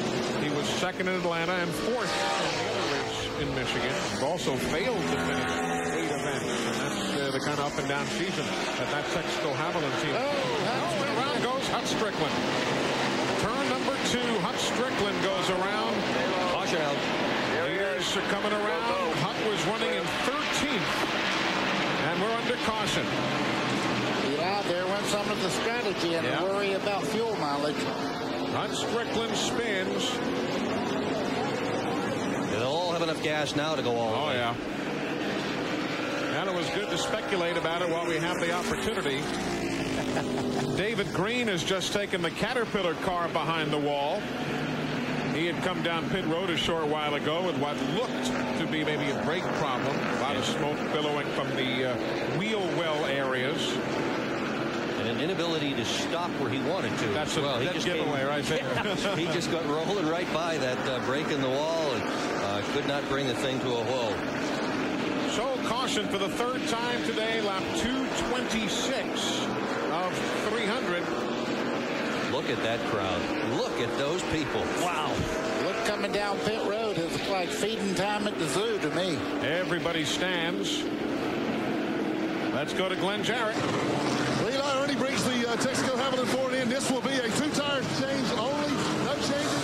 He is down and away. I got the stopwatch on him. Wow.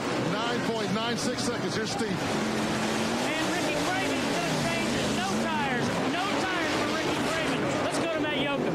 It was a quick gas and go for Jeff Gordon. The captain, Mike Belden, got in about 3.5 seconds of fuel, and Gordon barely stopped in his pit, and he was off.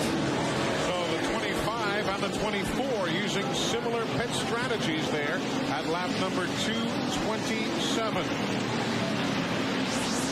So we're under caution for this incident. The Circuit City machine all on his lonesome. Then comes low. Whoa, Michael Waltrip gets in the left rear corner there and turns him around. Hutt was working his way back to the low groove, and that's where Michael already was. So caution. We're at lap 227.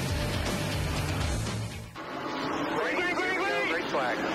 You heard the call. Green, green. Green flag is out, and we are back to racing here in New Hampshire. 70 laps to go. The leader is a 24, Geoff Gordon. Ted Musgrave is now second in the 16. The red car just ahead of the leaders. Lake Speed. He is on the tail end of the lead lap, running in 26th position. Out of the event, Jeff Green, Robert Presley, and David Green. Everybody else still on the speedway as we wrapped up the third caution of the day. Saw that battle for the lead, but Musgrave just couldn't get a good grip to the racetrack off the corner. Well, he's looking there, and Craven is doing everything he can to get under him, and he's doing a little defensive driving also there. You can see Craven right on his back bumper. Now remember, Musgrave came onto the pit lane in 8th place and came out in 2nd.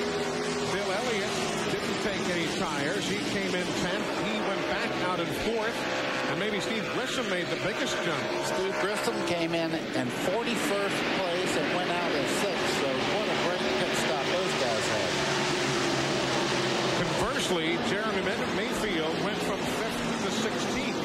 Man, you could just about hear the metal popping. They were 3 wide down the front straightaway. Somebody had to give.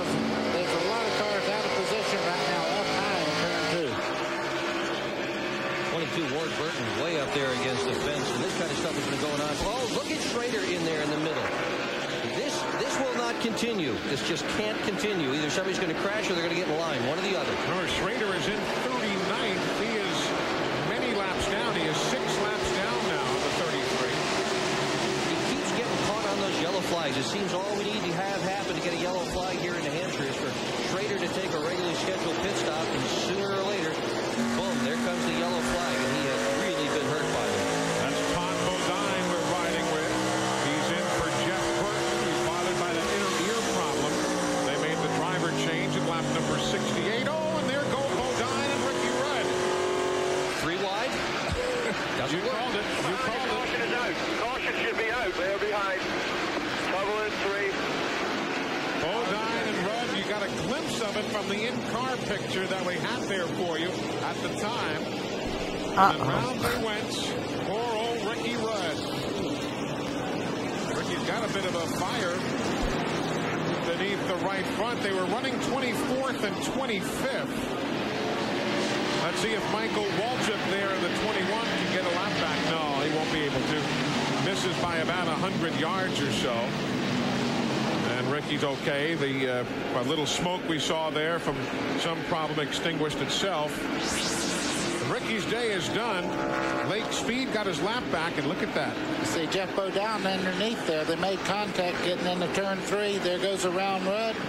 Look how close Rusty Wallace gets in the 2 car to getting into Bodine there. It looked like the car behind Rudd. It kind of set Rudd off. Rudd, who loves this racetrack. Watch it again. Someone comes up behind Rudd and hits him too. All right, Rudd hits the side of that. Okay, Rusty didn't hit him. Okay. That happens in close racing. Yeah, that was just a oh shit. We'll take another look at it here. It looked nasty. It almost worked. Bobby Labonte got into line nicely.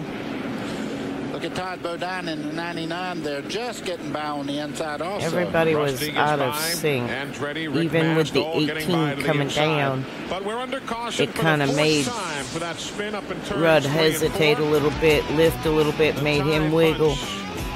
Just thanks. They won't like what they see. Now there's Ricky Rudd. He's out of the car and walking back. It's a hard hit. Cars that they built themselves, as opposed to the usual Laughlin or Hopkins car. It's one that they built and tested a couple of weeks ago at the Greenville-Pickens Speedway in South Carolina. While we're under caution, time for our Tech Fact, brought to you by the more than 1,725 AutoZone stores across America. AutoZone, the best parts in auto parts. On nearly every Winston Cup pit stop that's made, we hear crew chiefs, tire guys talking about tire pressure adjustments, as little as a half pound, sometimes even a quarter of a pound. Steve Mill, the general manager at Roush Racing, is going to tell us exactly what those minute adjustments do. Steve, how can a 1 pound or even a quarter pound adjustment make a difference? Well, a 1 pound or a quarter pound adjustment attests to how tough the competition is in Winston Cup. But anybody who's ever driven down the road behind a piece of heavy equipment that's bouncing on its tires, sitting there bouncing, they will understand that the tires have a spring rate. Well, race tires have a spring rate too, and you need to figure that into your spring rate of your whole car. In other words, you got chassis flex or lack of chassis flex, you got tire spring rate, and you got the spring rate of the spring that's actually in the car. So you need to know what kind of sidewall the tire's got. It's got a stiff sidewall or soft sidewall, and you need to know the spring rate of the rubber belt that the radial tire has. And you can alter the spring rate of the belt. You can't do anything about the sidewall, but you can alter the spring rate of the belt by changing the pounds of air that's inside it. A pound of air is about 50 to 60 pounds difference in spring rate of the tire. We really didn't see these minute adjustments on air pressure until the advent of the radial tire. A long way from the old rung what you brung. Now, Dad, when he worked in IMSA, ran radios a little bit, so he was familiar with that theory as well, that the poundage added spring rate. Universal Luxury Vans, the official vans of tracks, teams, and drivers throughout the NASCAR world. Call 1-800-445-2825 for a dealer near you.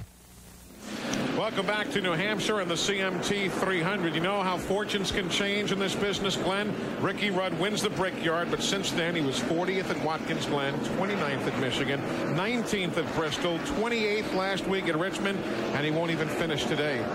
Oh, you're exactly right, Ricky. We were just talking about how bad your fortunes have been since winning the Brickyard.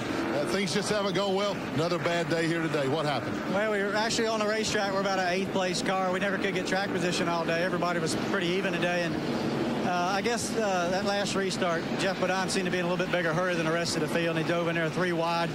Absolutely nowhere to go for him to go. And everyone else is being patient but him. And he dove in there and caused a big wreck. They're working on the car right now. Are they going to try to get it back out? Well, they're going to try to patch it up. It broke some oil lines underneath the car, sheared some lines on the car, and might have hurt the motor. We're not really sure. They're going to take a look at it, see if we can't get it back out there. This was a car that you guys had built yourself. You'd worked on it all day. I know you made a lot of adjustments. How was it coming to you? Well, it was okay. You know, it's the first time out of the box for it, and we debated about not racing it. And this is just kind of an experimental year for us the rest of the year. And the car wasn't bad. Didn't qualify good, but like I say, it was fairly racy. 7th, 8th place car. Not too disappointed from that respect. Just you got to get qualified good on these short tracks because track position was everything today. It's absolutely everything. Ricky Rudd had a great record here at New Hampshire. He had never finished out of the top 10. In fact, had 4 top 5 finishes. Not today. No, not to be today. While we have a chance and track cleanup continues, remember Opryland USA. It's the official destination of NASCAR. And if you'd like more information, just call the number you see on the screen or log on at country.com and find out all about Opryland USA in Nashville, Tennessee. Let's take another look, guys, at the accident from the Todd Bodine in-car. Oh. And he watched his brother and Ricky right in front there.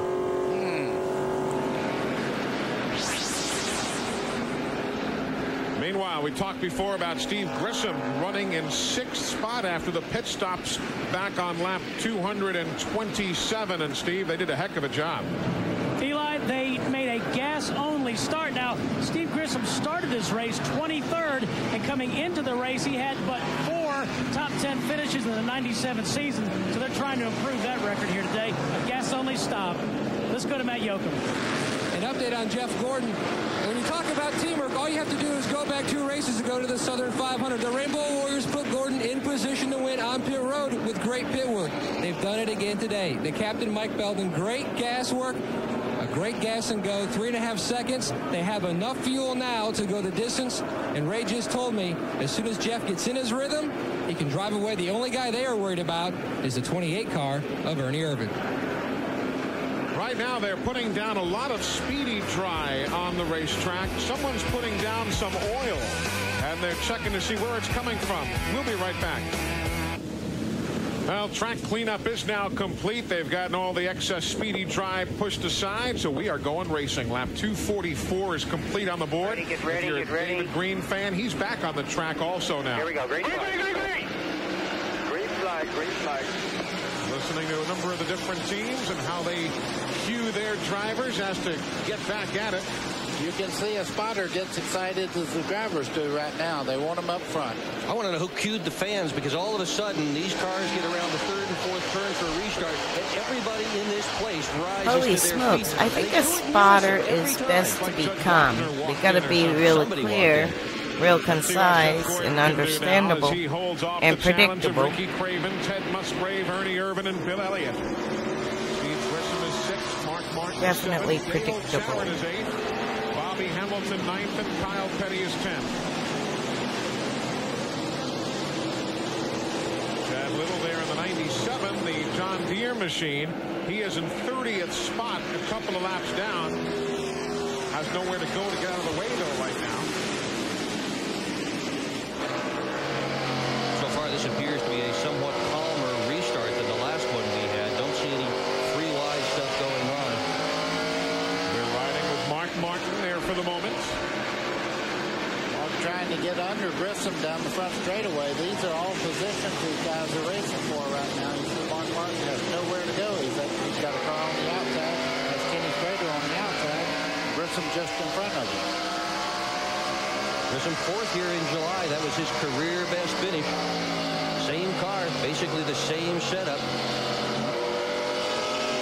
Another nice run. 2 in a row here at New Hampshire for Steve Grissom in that 41 car. Of course, they should have had several top 10s and a couple of top 5s in the first half of the year.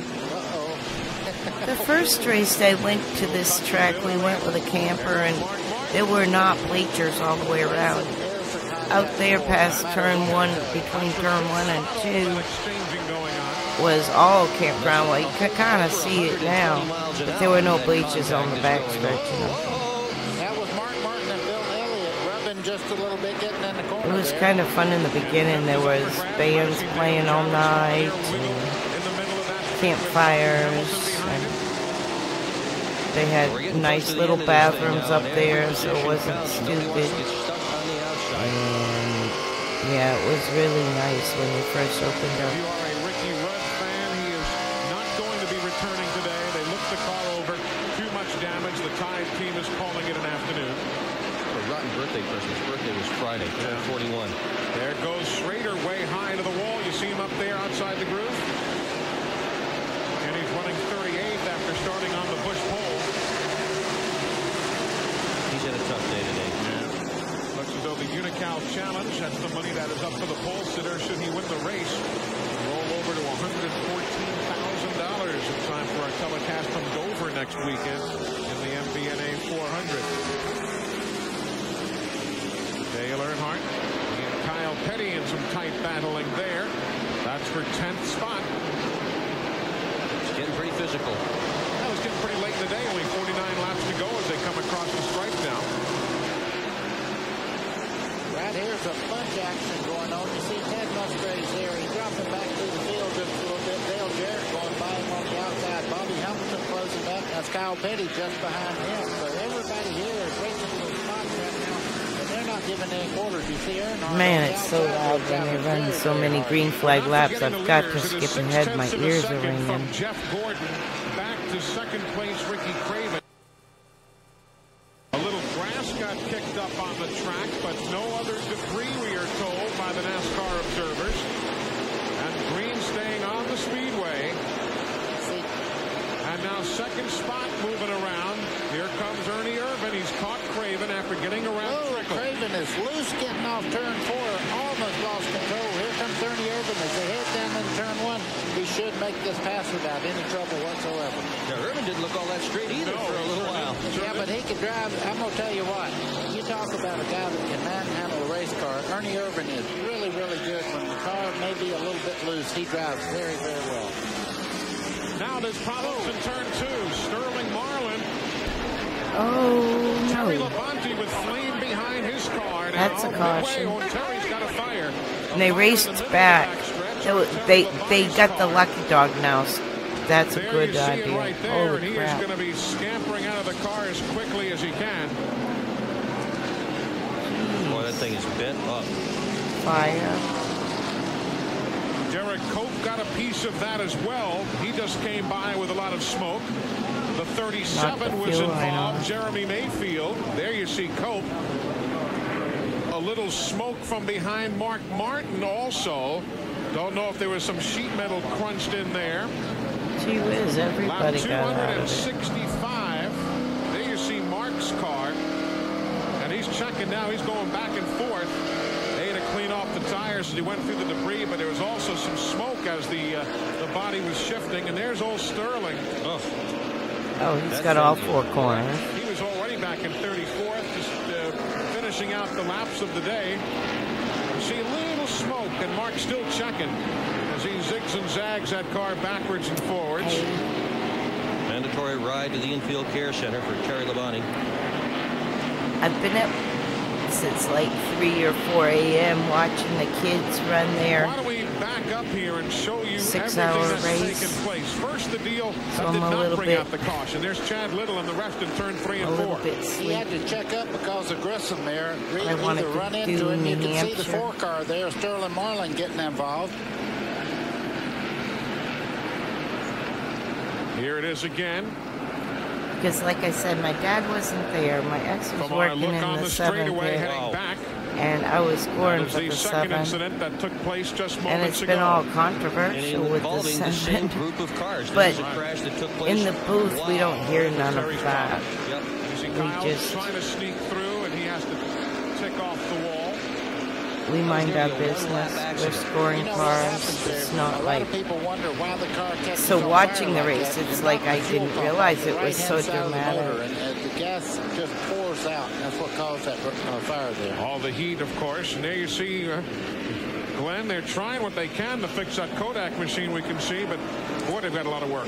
Yeah, they do. It's definitely not a Kodak moment, not the kind they'd like to see. Also, when they do that, the inner crush panels get like damaged, so the driver gets exhaust fumes and shit like that. It's just like, but yeah, Sterling's cars. Most of the damage is, but I believe they're going to be able to See get that back team out there. there He won't be able to go very is fast. working The just Ford with has been up in a little, the right side, but they have no idea what it looks like on the left side. People are like, yo, Sterling's going to be able to get back out. you need to They're look going under over the hood here. right now. We'll have to check a little further, see what they're trying to do there. So Look at his rear tire and his front tire ain't aiming in the right Sterling direction. not having a fine year at all. Poor old Jeremy Mayfield. Remember how good he was running? Now he's back in 27th position already. Crisscross applesauce, not straight Terry across. Labonte on the way to the infield care center. He was running in the lead lap in 11th. whoa. And you see Mark still checking. The spotters up on the roof with binoculars are looking to see exactly The diagonal where they might be getting a little Jacob's sheet ladder metal rub or theory something. is And, really good of for course, there you see the left rear the direction crunched of in your just a bit. tape. There's Chad Little. He was in the middle of the incidents at both ends of the racetrack as well. Well, we were just moving right along with one caution for the longest time. Now we've got 6. We are still under caution. The CMT 300 was trucking along at record pace. Now it is the wreckers that are trucking along Seems right to me now. after the air would blow under there that you see him. hood He's still and been out checking. He's the been back asking where other they drivers and so on what it sealed it looks like. down, He's running an 8th. it would start They were still lifting, seeing a and little the smoke actual off of, I'm sure, stock part some would sheet only be metal whatever's caved in wrapped somewhere. around Let's go them down all. to the That's why I Mark say Martin go pit for in an it. update. Well, Steve Mills on top of the pit box well, with some like- binoculars taking a look at the left front fender. Because Dale Earnhardt, a lap and a half something ago, about pulled up alongside and said the he thought it looked diagonal good. Jacob's So now ladder they're theory confirming is Mark on the strength. radio. I don't think they're going to come in, but they are still talking about it because you can see it is pretty close to rubbing.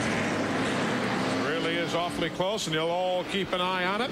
We are at lap 269, and folks, coming up, the 3rd annual NASCAR family cruise aboard the Norwegian Cruise Line's Leeward ship. Here's Buddy Baker to tell you what it'll sound like. God almighty. Oh, yeah. December 8th. That means we're fixing to check out. I only wanted to jump in here for a minute. Auxiliary will be the beneficiaries of money. I am going to shut my camera off again. 491-4950, heading to Cozumel, Mexico, and Key West, Florida. A lot of the drivers will all be on hand ourselves with our families. It'll be a good time. So check it out at that toll-free number. There's But Dale yeah, I'll Earnhardt. Let's come get back some damage there online too. probably. You see on the right front. I know a bunch of the regular racing's all like starting to gear up at the Glen, so I want to catch up on what I didn't see last night. I want to check in on what's going on today. In the short tracks too. So they're basically Peeked in on Stafford a the guy little. benefits. See what they're doing. They're looking at the TV monitor on our telecast to see what they can see. Here's Mark Martin from his in-car. Oh, there he bumps Steve Grissom right there, or one But moved I'm in running the other. on him. And that's maybe Falling that's asleep now. Been up Matt, most of the anything further? night. Steve Mill looked at the binoculars. Dale Earnhardt's help, Racing's and fun. the way it looks now, they are going to stay out. They don't But I'll think it's recharge really because my that son's going to run Now, another of course, 6 you hour. don't want to give up I think track Sunday. position. 30 Sunday laps to morning. go. Field's getting the 1 to go signal, so we are going back to green So the next after time by. finish All of a this, sudden, the caution laps will mount up. Will be around 35 or so, 36, maybe more than that before they do give them the green see here. y'all tomorrow. Setting it for you, we're Jeff pretty Gordon far is the back leader. now. Ernie Irvin second. Ricky Craven is third. Fourth is Steve Grissom. I'll be around Dale in Jarrett everyone's will chat restart in lurking. fifth. Bill Elliott sixth. I was Bobby Hamilton looking, seventh. I'm Mark lurking Martin eighth. sixth. That man, Gina, Dale Earnhardt, right restarts in there. ninth. Jimmy Spencer will go 10th. 11th is Rusty Wallace. Joe Lurking. Nemechek will restart in 12th.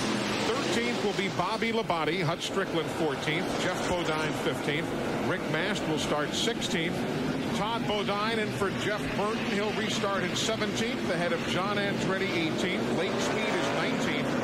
Johnny Benson in 20th, and the final car on the lead lap is Kyle Petty. He'll restart in 21st. Ray Evernham open his driver to pick off win number 10 of the year.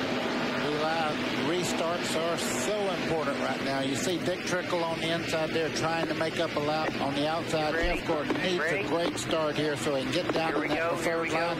You see him jump out there. Trickle, the first man a lap down in 22nd spot, cannot stay with the 24 car on the restart. I'd be mostly get ready, 3, 2, 1, green. 28 laps to settle the CMT If I was 300. spotting someone, I'm more calm. But the thing is, I don't think quick enough to make a decision on a high-low unless it's obvious. That's like the driver's got to go on their instinct unless I for sure know what I'm saying. Clean restart here. First time back under green. Terry Labonte. Like right here, if I was spotting a square D, it'd be still covered. Yeah, I'm fine. Still covered. Three to the rear. Car spinning. I don't know. It seems like every lap, the lap cars are always in the way, and somebody Green has to knock stays them out of the out. way, and they cause a wreck or spin in front of you. And they're on those restarts. So I got caught up in That's one how of I them. would. Well, as you can see, he's okay, and we just saw Chad Little was involved in another spin. No caution again. Indeed, we stay under green, but Chad did the 360 there on that John Deere machine. And then back to the square D. Covered inside. Inside. That is a bad place to have a rub because the right front goes flat and you have no choice but right into the wall. He's running in 9th, Earnhardt is, with 26 laps to go. That's him there to the outside, going around Skinner, following Mark Martin. You see that smoke again as he decelerates heading into the corner. There it is on the right front of Earnhardt's car. Inside. It looks like the initial turn goes. It may not be rubbing enough to really create a problem. Hopefully it is. Can't see much of that car anymore. They're not up in the battle. You see right there, they have been side by side.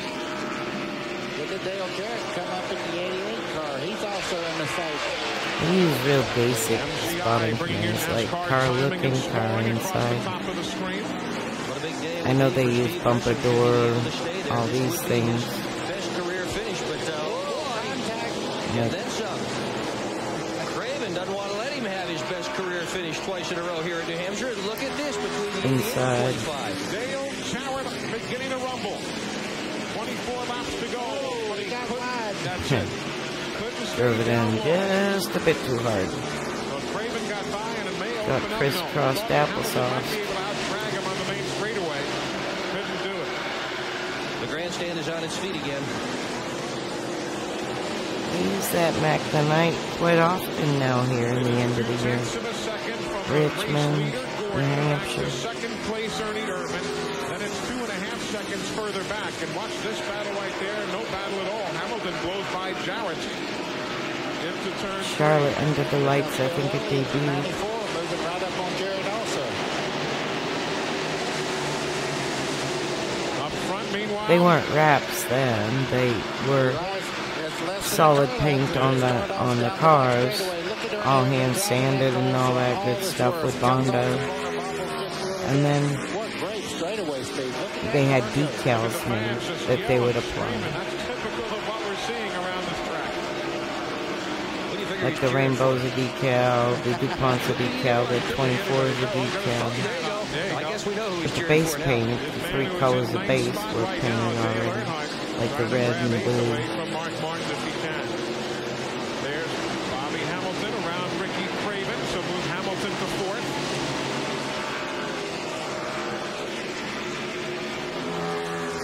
Meanwhile, as Dale Jarrett begins to move, Craven takes away the inside, and they are all now 3 seconds behind the leader. We see that battle, and there's the front 2. A 3-second advantage for Gordon and Irvin over 3rd place on back. Here come the leaders to the caution flag. You might have seen him. Let's go through some smoke. Literally seconds ago, that man, Geoff Bodine, spins yet again. He spun back at lap 68. He was involved at lap 234, now at lap 285. So Geoff Bodine. And the QVC Ford bringing out the caution. Here's what happened off turn 4.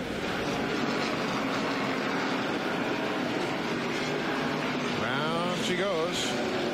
Kyle Petty was the man behind him. Don't know certainly from those pictures if Kyle was involved, but certainly it was the Mattel Hot Wheels car right behind. So there's caution. Geoff is going to make a pit stop. We're 15 laps from the finish here in New Hampshire. GNN Motorsports live coverage of the CMT 300 from New Hampshire is being brought to you by the Exide NASCAR Select. So reliable, it's the official battery of NASCAR. Welcome back. There is our race leader who has now clinched the additional 5-point bonus for leading the most laps today, Jeff Gordon. So just continuing to pull away in his lead atop the NASCAR Winston Cup point standings. Wrapping up caution for the 7th time today. It was strange. We had gone just 2 laps. We've gone 198 laps with only 2 cautions. And in the final 102 laps, we have had 5 caution periods. Eli used to really get nervous, like if you're up front and they have the double file restarts, you really get nervous because that brings a lot of people that are fighting to get back in the lead lap up the side of you, and they have to race too. So everybody out there is trying their heart out to better themselves. 1 to green anyway. Things happen. If you're a Sterling Marlin fan, he's back on the track, 17 laps down. He's running in 40th. And how about a quick update on Jeff Gordon? Well, Eli, there's a number of crew members up and down pit road that are from the Northeast and would love nothing better than to win here at their home track, Loudon. One of those guys, young Steve Letarte, 18-year-old crew member on Jeff Gordon's team. The reason? His dad helps build chassis for Robert Yates Racing. They've had a little fun ribbing going on in the family the past few weeks. DJ won at Bristol, so his dad left a little hat from Victory Lane on his pillow. After Steve's team won the Winston Million, he put one of those brand spanking new Jeff Gordon $1 million bills on his dad's pillow. Well, the hat came back last week, and he said, you know what, a win here at Loudon is worth about 5, and we would love to do that today. Now we'll see what happens. The green flag is in the air. We're at lap 290, just 10 to go. Let's see if Ernie's got something for Gordon. Well, he got hung up there with Trickle, but Gordon went a little wide getting off the corner. You see Ernie still right on his back bumper as they head down the back straightaway. 4 wide on the back stretch. Dad's team won in BGN at this track in 1992. Nice job. So it was really a fun event. Now this is 5 years later. Dad's not at the track. Like I said, I'm up in the booth scoring. And the smoke appears to be gone from in front of Earnhardt's car. Problem he had a little bit earlier. Seems to have And the 7's not having good luck. Into the wall in turn number 1, no caution. Johnny was running 19th on the lead lap. We're staying green. Look at Bobby Hamilton here in 43, sideways off the corner, running very, very well. Oh, and here goes Skinner. He spins. Oh, and he's going to take out others. And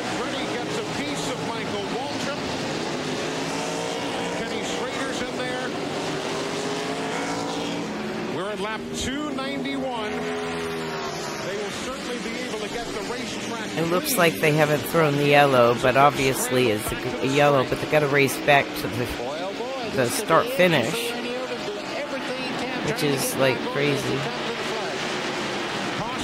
8 to go. And there's Skinner still slipping and sliding around at lap 291. Tempers. Schrader, we told you, was involved in some of that. Andretti got some. He just did tick Michael Waltrip in the number 21 machine. There's Michael. And he had a good day going, too, at times. He'd been up and down, running at 27th now. What a lot of smoke all of a sudden. Boy, there's some cars that have been awfully badly beaten up here in the last few laps. A lot of carnage. Yeah. See inside Skinner's car here. Look at the smoke inside, just from the outside smoke blowing inside the car. You can tell he is not one happy fella at the moment. Good qualifying run for Skinner. Now, of course, on the restart, and we should have one because there is limited debris here on the main straightaway. We're now inside the final 10 laps, so only the lead lap cars are going to restart at the front and then only in single file formation. So we won't have that double file. I kind of like the single file restart, at least with Tentacle. It was a good implementation back then. And so is Lucky Dog now. Winding down. That speedy drive appears to be down low on the racetrack, so that should not present a problem. The upper grooves appear to be clean. Somebody got a souvenir. Let's go back to the Jeff Gordon pit now. Well, I'll tell you what, Eli, looking at Ray Evernham, Michael Landis checking us, I think I see some gray hairs showing. These guys are almost going into cardiac arrest because about every 10 laps, a caution comes out, and it allows Ernie Irvin to close and get one more chance on a restart to get around him. I tell you what, it could be a long afternoon. One guy told me, he goes, I think we've had 10 to go for about an hour and a half now. I don't know, is it me or you? It seems that way. Well, we've got 295 on the board now. I tell you, there's a lot of speedy dry out there. It is, Eli. There's quite a bit getting into turn 1 down there. And, you know, the leader has to go through there first. They'll get as clean as they possibly can, but everybody's going to have to walk very carefully through first and second turn. What's going on with Gordon in the pace car? And the other thing I'm going to tell you, if they go back under green and have a good run here, Ernie Irvin showed me a lot of muscle. He pulled all the way up to the door on Jeff Gordon coming to the flag there just before the yellow flag was displayed to the leader. Buster Otten at the wheel of the pace car. There he is on the right of the screen. Has some riders with him today from the NASCAR official family. 296 is on the board now. 296. So that means they would get the one to go if they do at 297. And we'd go racing at 298. So we are winding down to the final few laps. Don't forget, folks, if you're into video games, you've never seen anything like the TNN Motorsports Hardcore 4x4. It's for the Sony PlayStations and the Sega Saturn system. They say it is the most realistic type of racing video game you will see. Check it out. TNN Motorsports Hardcore 4x4 for the Sony PlayStations and the Sega Saturn system. Or just go online at country.com and you can get yourself all the information online. There's the running order. And don't you just know that Ernie Irvin would like to see that green flag come as soon as possible? He has been so fast all afternoon. He's not going to get by Jeff Gordon in a heartbeat, especially with the restart. Don't forget Bobby Hamilton. That was a very fast car, and with just a few laps to go, the tires will stay cool. He'll be a factor. Michael Waltrip going back to the garage. Too bad for Michael. Yeah. Wood Brothers, very, very famous team. Got kind of caught up in all that was going on. Fields getting the one to go signal right now. Don't forget, as soon as we leave the air, NHRA Winston Drag Racing, the Keystone Nationals from Reading, Pennsylvania. Bob Fry is at this very moment clearing his throat, getting set to bring you all the coverage here on TNN Motorsports. So stick around. That's as soon as we sign off the Pioneer Keystone Nationals from Reading. Now remember, 10 laps or less to go. It is a restart that is single file and only the cars on the lead lap. They're going to come around and get the green at lap 298 of 300. This will end up being a 6-lap caution period, and all of a sudden we're up to 49 laps of caution. We had gone for the longest time just 7 laps of yellow, and now we're at 49 laps of caution. That ties the record. Yeah. What kind of drag racer are you? You know how important this restart is? Every driver out there knows. Old Todd Bodine doing a super job subbing for Geoff Burton. He just got a quick look at Todd. He's running now in 16th. Like Buddy's been telling you, he's gone through every one of those accidents today. Most sports, you get some score as the game goes on. In this sport, the score comes right at the very tail end. Here it is, the whole ball of wax, what they've been doing here the whole week long, getting the cars ready, the whole race. Steve Grissom dropped back just a little bit. He's trying to get a little bit of a run on him. Here we go. Fans wildly waving. 2 laps to go. That's 298. 299 next time by, and then lap 300 will be done. Gordon got a good start. He sure did. Going through all that speedy drive. Earnhardt on the bottom looking for position. He's losing position down on the bottom. Both Jared and Jimmy Spencer got lying on the outside there.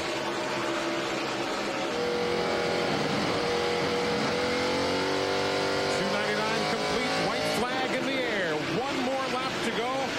Geoff Gordon. Rusty Wallace is in the wall. Oh my, I was going to say they finally made it to a white flag though. They are racing around to the win. Rusty got white is being displayed. That's the battle for the win. Geoff Gordon just has turns 3 and 4 to get through. Very smooth through there. You see 28 cars Urban trying to close in. He's not going to be close enough. Ray Evernham knows it's in the bag. Win number 10 of the year for the Rainbow Warriors. Geoff Gordon becomes the first repeat winner at New Hampshire International Speedway, having won in 1995. He doubles it up here this afternoon, winning the CMT 300. Heck of a finish under caution and the checkers. It was a full-speed finish with the yellow waving. We'll be going to victory lane. Rusty Wallace has driven away if you're caring and concerned there. Rusty obviously fine. He is driving back around to the garage area. As he tags the wall, he'll unofficially come home in 21st spot. Welcome back. Geoff Gordon about to climb from the race car in victory lane. Those of you tuning in for the Pioneer Electronics Keystone Nationals will be going drag racing in just a moment or so. But right now we go down to Glenn Jarrett. We've seen this before. Oh, yeah, we have. And we've seen it 10 times this year. Jeff, great run. But the CMT 300 had to seem like 600 there. Oh, man, at least those last, 50, 60 laps, I tell you, I never thought we could hold off Ernie. And I'm not sure if the cautions were good or bad, but this team is great. They made a great call doing that gas and go. I question it every once in a while, but I tell you what, Ray makes excellent decisions. This team did a great job in the pits, and I tell you that outside groove was the way to go because it was so slick down the bottom that I just stuck it up there on the high side, try not to get too high. I got to thank DuPont Automotive Finishes, Quaker State. Goodyear had a great tire today, and Chevrolet, boy, brought this Chevrolet into victory lane again. It's pretty unbelievable. Well, it is unbelievable. 10 wins already this year. Got a lot of good racetracks coming up for him. We'll let these other guys say their congratulations to him. Geoff Gordon in his 10th win. And with Ernie Irvin, who finished second, Ernie just short on the restarts. What happened? Well, I mean, Geoff, anytime the guy's starting on the front, he has a little bit better shot to get clear. And, it took me a while to get going again. And, Geoff was just a little bit better race car at that time. We had a great race car. This Texaco Avalon Ford, did a good job. And, all the guys did a good job on pit stops. It's just fell a little short. All right, thanks, Ernie. Back to Glenn in victory lane. Well, thanks, Steve. Ray Evernham has come in, and Ray, you guys get the Miller Lite Pit Crew Award again for the, I believe, 3,918th time this year. Congratulations. You didn't have the best car to begin with, but you guys got it right in the end. Well, we worked on it, got a great crew, and we really appreciate Miller supplying these awards. I know it means a lot to the guys, and I want to thank God. He gives us the opportunity to do this, but you know, it's just a great team. I'm really lucky to be part of it. And Geoff really makes up for a lot. You know, you can make some gutsy calls and do some things when you got a driver like that. And it's just an awesome day. This is a good win for us. We really didn't think we could come back and win here because we didn't run here real good in July. But it's a real good feeling, and we really appreciate this award. Congratulations again to the whole team. Let's go back up top to Eli Gold. That award brought to you by Miller Lite, who invite you to sit back and enjoy Miller time. Well, let's show you what happened just as they were coming to the white flag. And actually, the leaders are taking the white flag. Let's go back and see what happened to old Rusty Wallace. There he is in the 2. Try to get down. Hut Strickland was right there. Yeah, Hut was there. Yep, tagged his left rear fender. Boom, into the inside retaining wall he went. And Rusty does come on around after the 2 spins to finish in 21st position. Well, it is all said and done. The CMT 300 belongs to Jeff Gordon. We're back to wrap it up after this. TNN Motorsports live coverage of the CMT 300 from New Hampshire has been brought to you by Haviland Formula 3 Motor Oil. Add more life to your car. By Miller Lite, who reminds you that anything can happen at Miller time. By Goodyear, #1 in tires. And by the Exide NASCAR Select, so reliable, it's the official battery of NASCAR. Well, it is all over, but how about that man, Bobby Hamilton, his first top 5 in 17 races, Matt? Well, he's also excited about the fact that that 43 car barely has a mark on it. How wild was that 2-lap shootout? It was pretty neat. I'm sure the fans enjoyed themselves. All the viewing audiences watching the TV, but I'm sure they enjoyed it. But the stage ride was everywhere, man. I seen Gordon when he went in there. He looked like he was swatting flies, and I seen Ernie swatting flies, and I said, they're in trouble. Then I went in there, and it looked like I was swatting flies. So we was just holding on all we could do. You know, they put the stage ride on the bottom. The bottom was my groove. They run a little high, and that hurt us a little bit. But I tell you what, we led a lot. We fell back. We decided to, you know, run a conservative race and be there at the end, and that's what we did, and it turned out good.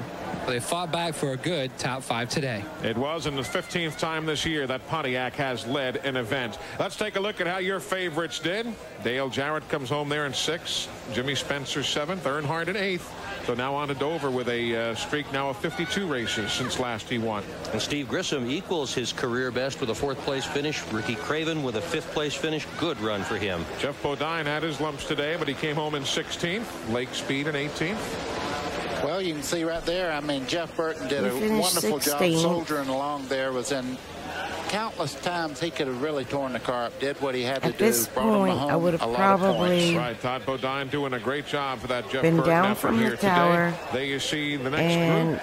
Darrell Waltrip, Brett Bodine, who started 3rd, had problems today. Probably and the fellows who were involved in accidents or spent a good bit of time behind the wall or in the garage area. He would and be then in the the first out of the event, Robert like Presley. trucking and convoy. As far as or NASCAR Winston Cup points are concerned, I'd be here's out how of it there all before shakes all out that. following today's running of the CMT 300. 139 good points year. now the spread. It's getting near the end. Over Mark Martin. Heading on to Dover, Delaware, and that's where we will They're be heading next on to weekend. Hope you Dover, can join us. which I had to Our coverage score will there come your too. way on That's Saturday for interesting. the NASCAR Busch Series. The I'll jump to that one, have it set up for next stream. And I will bring over this from my YouTube channel. And I'm just going to play this on my outro. This was this week and this month. Chasing a bird. That's what me and Stella do. Have a great weekend, guys. Getting the flowers.